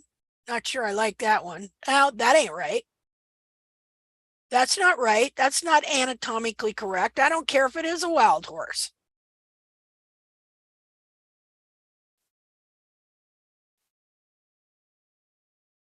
And so Ova Lind, who was in Nevada, seen a lot of horses like that limping. And he was able to step right up to a wild horse and pick up its foot and take a picture. There's a video on it called a desert thrush on YouTube. So this wild horse, okay, he has worn a concave looking sole, and the back of his foot is pulled down like that. I don't want that. I don't want that on my horse. He did it, and he was adapting, and it enabled him to live, obviously. But I want this horse. This horse was in a more moist environment. She was younger. She was 3 years old. She hadn't done anything too much to damage her feet. This horse was good. Ideal, perfect, practically. And of course, this is a travesty. You know where this is at, right? Like, I used to see these pictures online and go, what the heck? What is the purpose of all these horses? That's over there at that Osfjordur Plassen in Norway, where they're letting them just breed out of control and starve to death as an experiment. Okay, so this is Gene Obenek's research combined with Pete Ramey's picture of front and back feet of that mare that died in a cattle guard. And it fits perfect. But again, would her foot have stayed that way?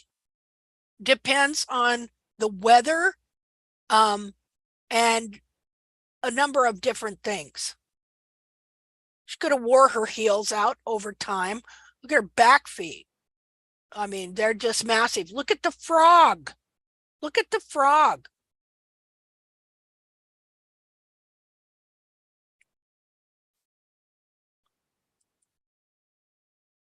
Here's somebody trying to make it look like a wild horse's foot. This is a wild horse's foot. Look at the coronary bend, straight back. Does not curve down at all. At all. Coronary band's about a centimeter right there. Okay, so you start trimming these heels out, and I mean, that frog, like you look at that and go, wow. I guess this horse had full posterior support, like Gene said all those horses did. So here's that hind foot that is the poster child hoof. Again, all curved down. Why is that?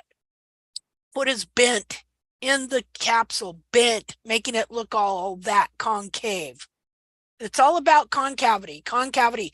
That is a false belief that was inferior to begin with. Just comparing all this. See? Trying to understand what was going on here. Trying to understand, well, I'm doing everything to get this foot. Why is my horse not sound? Oh, excuse me.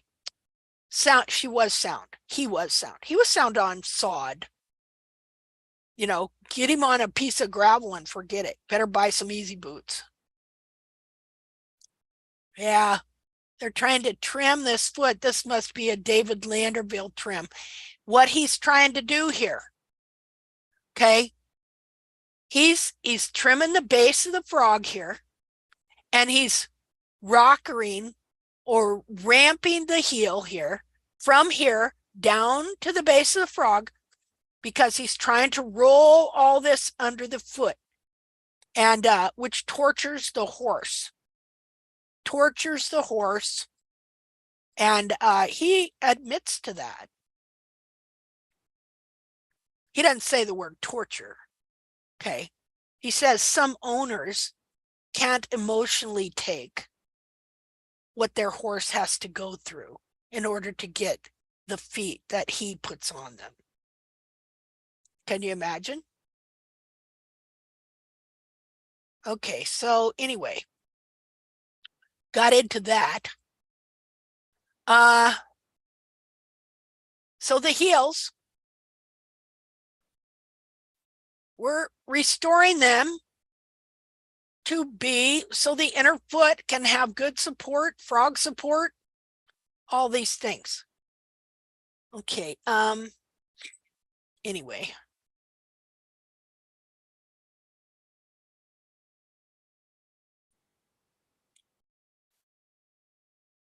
So, Sam, are you there still? Did I put you to sleep? No, I'm here. Okay. So you want to show me pictures of your horse's foot? Oh God, I don't know how to do it. Are you on a computer or are you on a phone? I'm on my iPad. Okay. There's can you send them to me in Messenger? Yeah, probably can.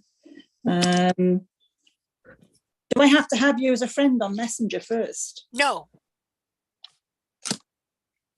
Okay.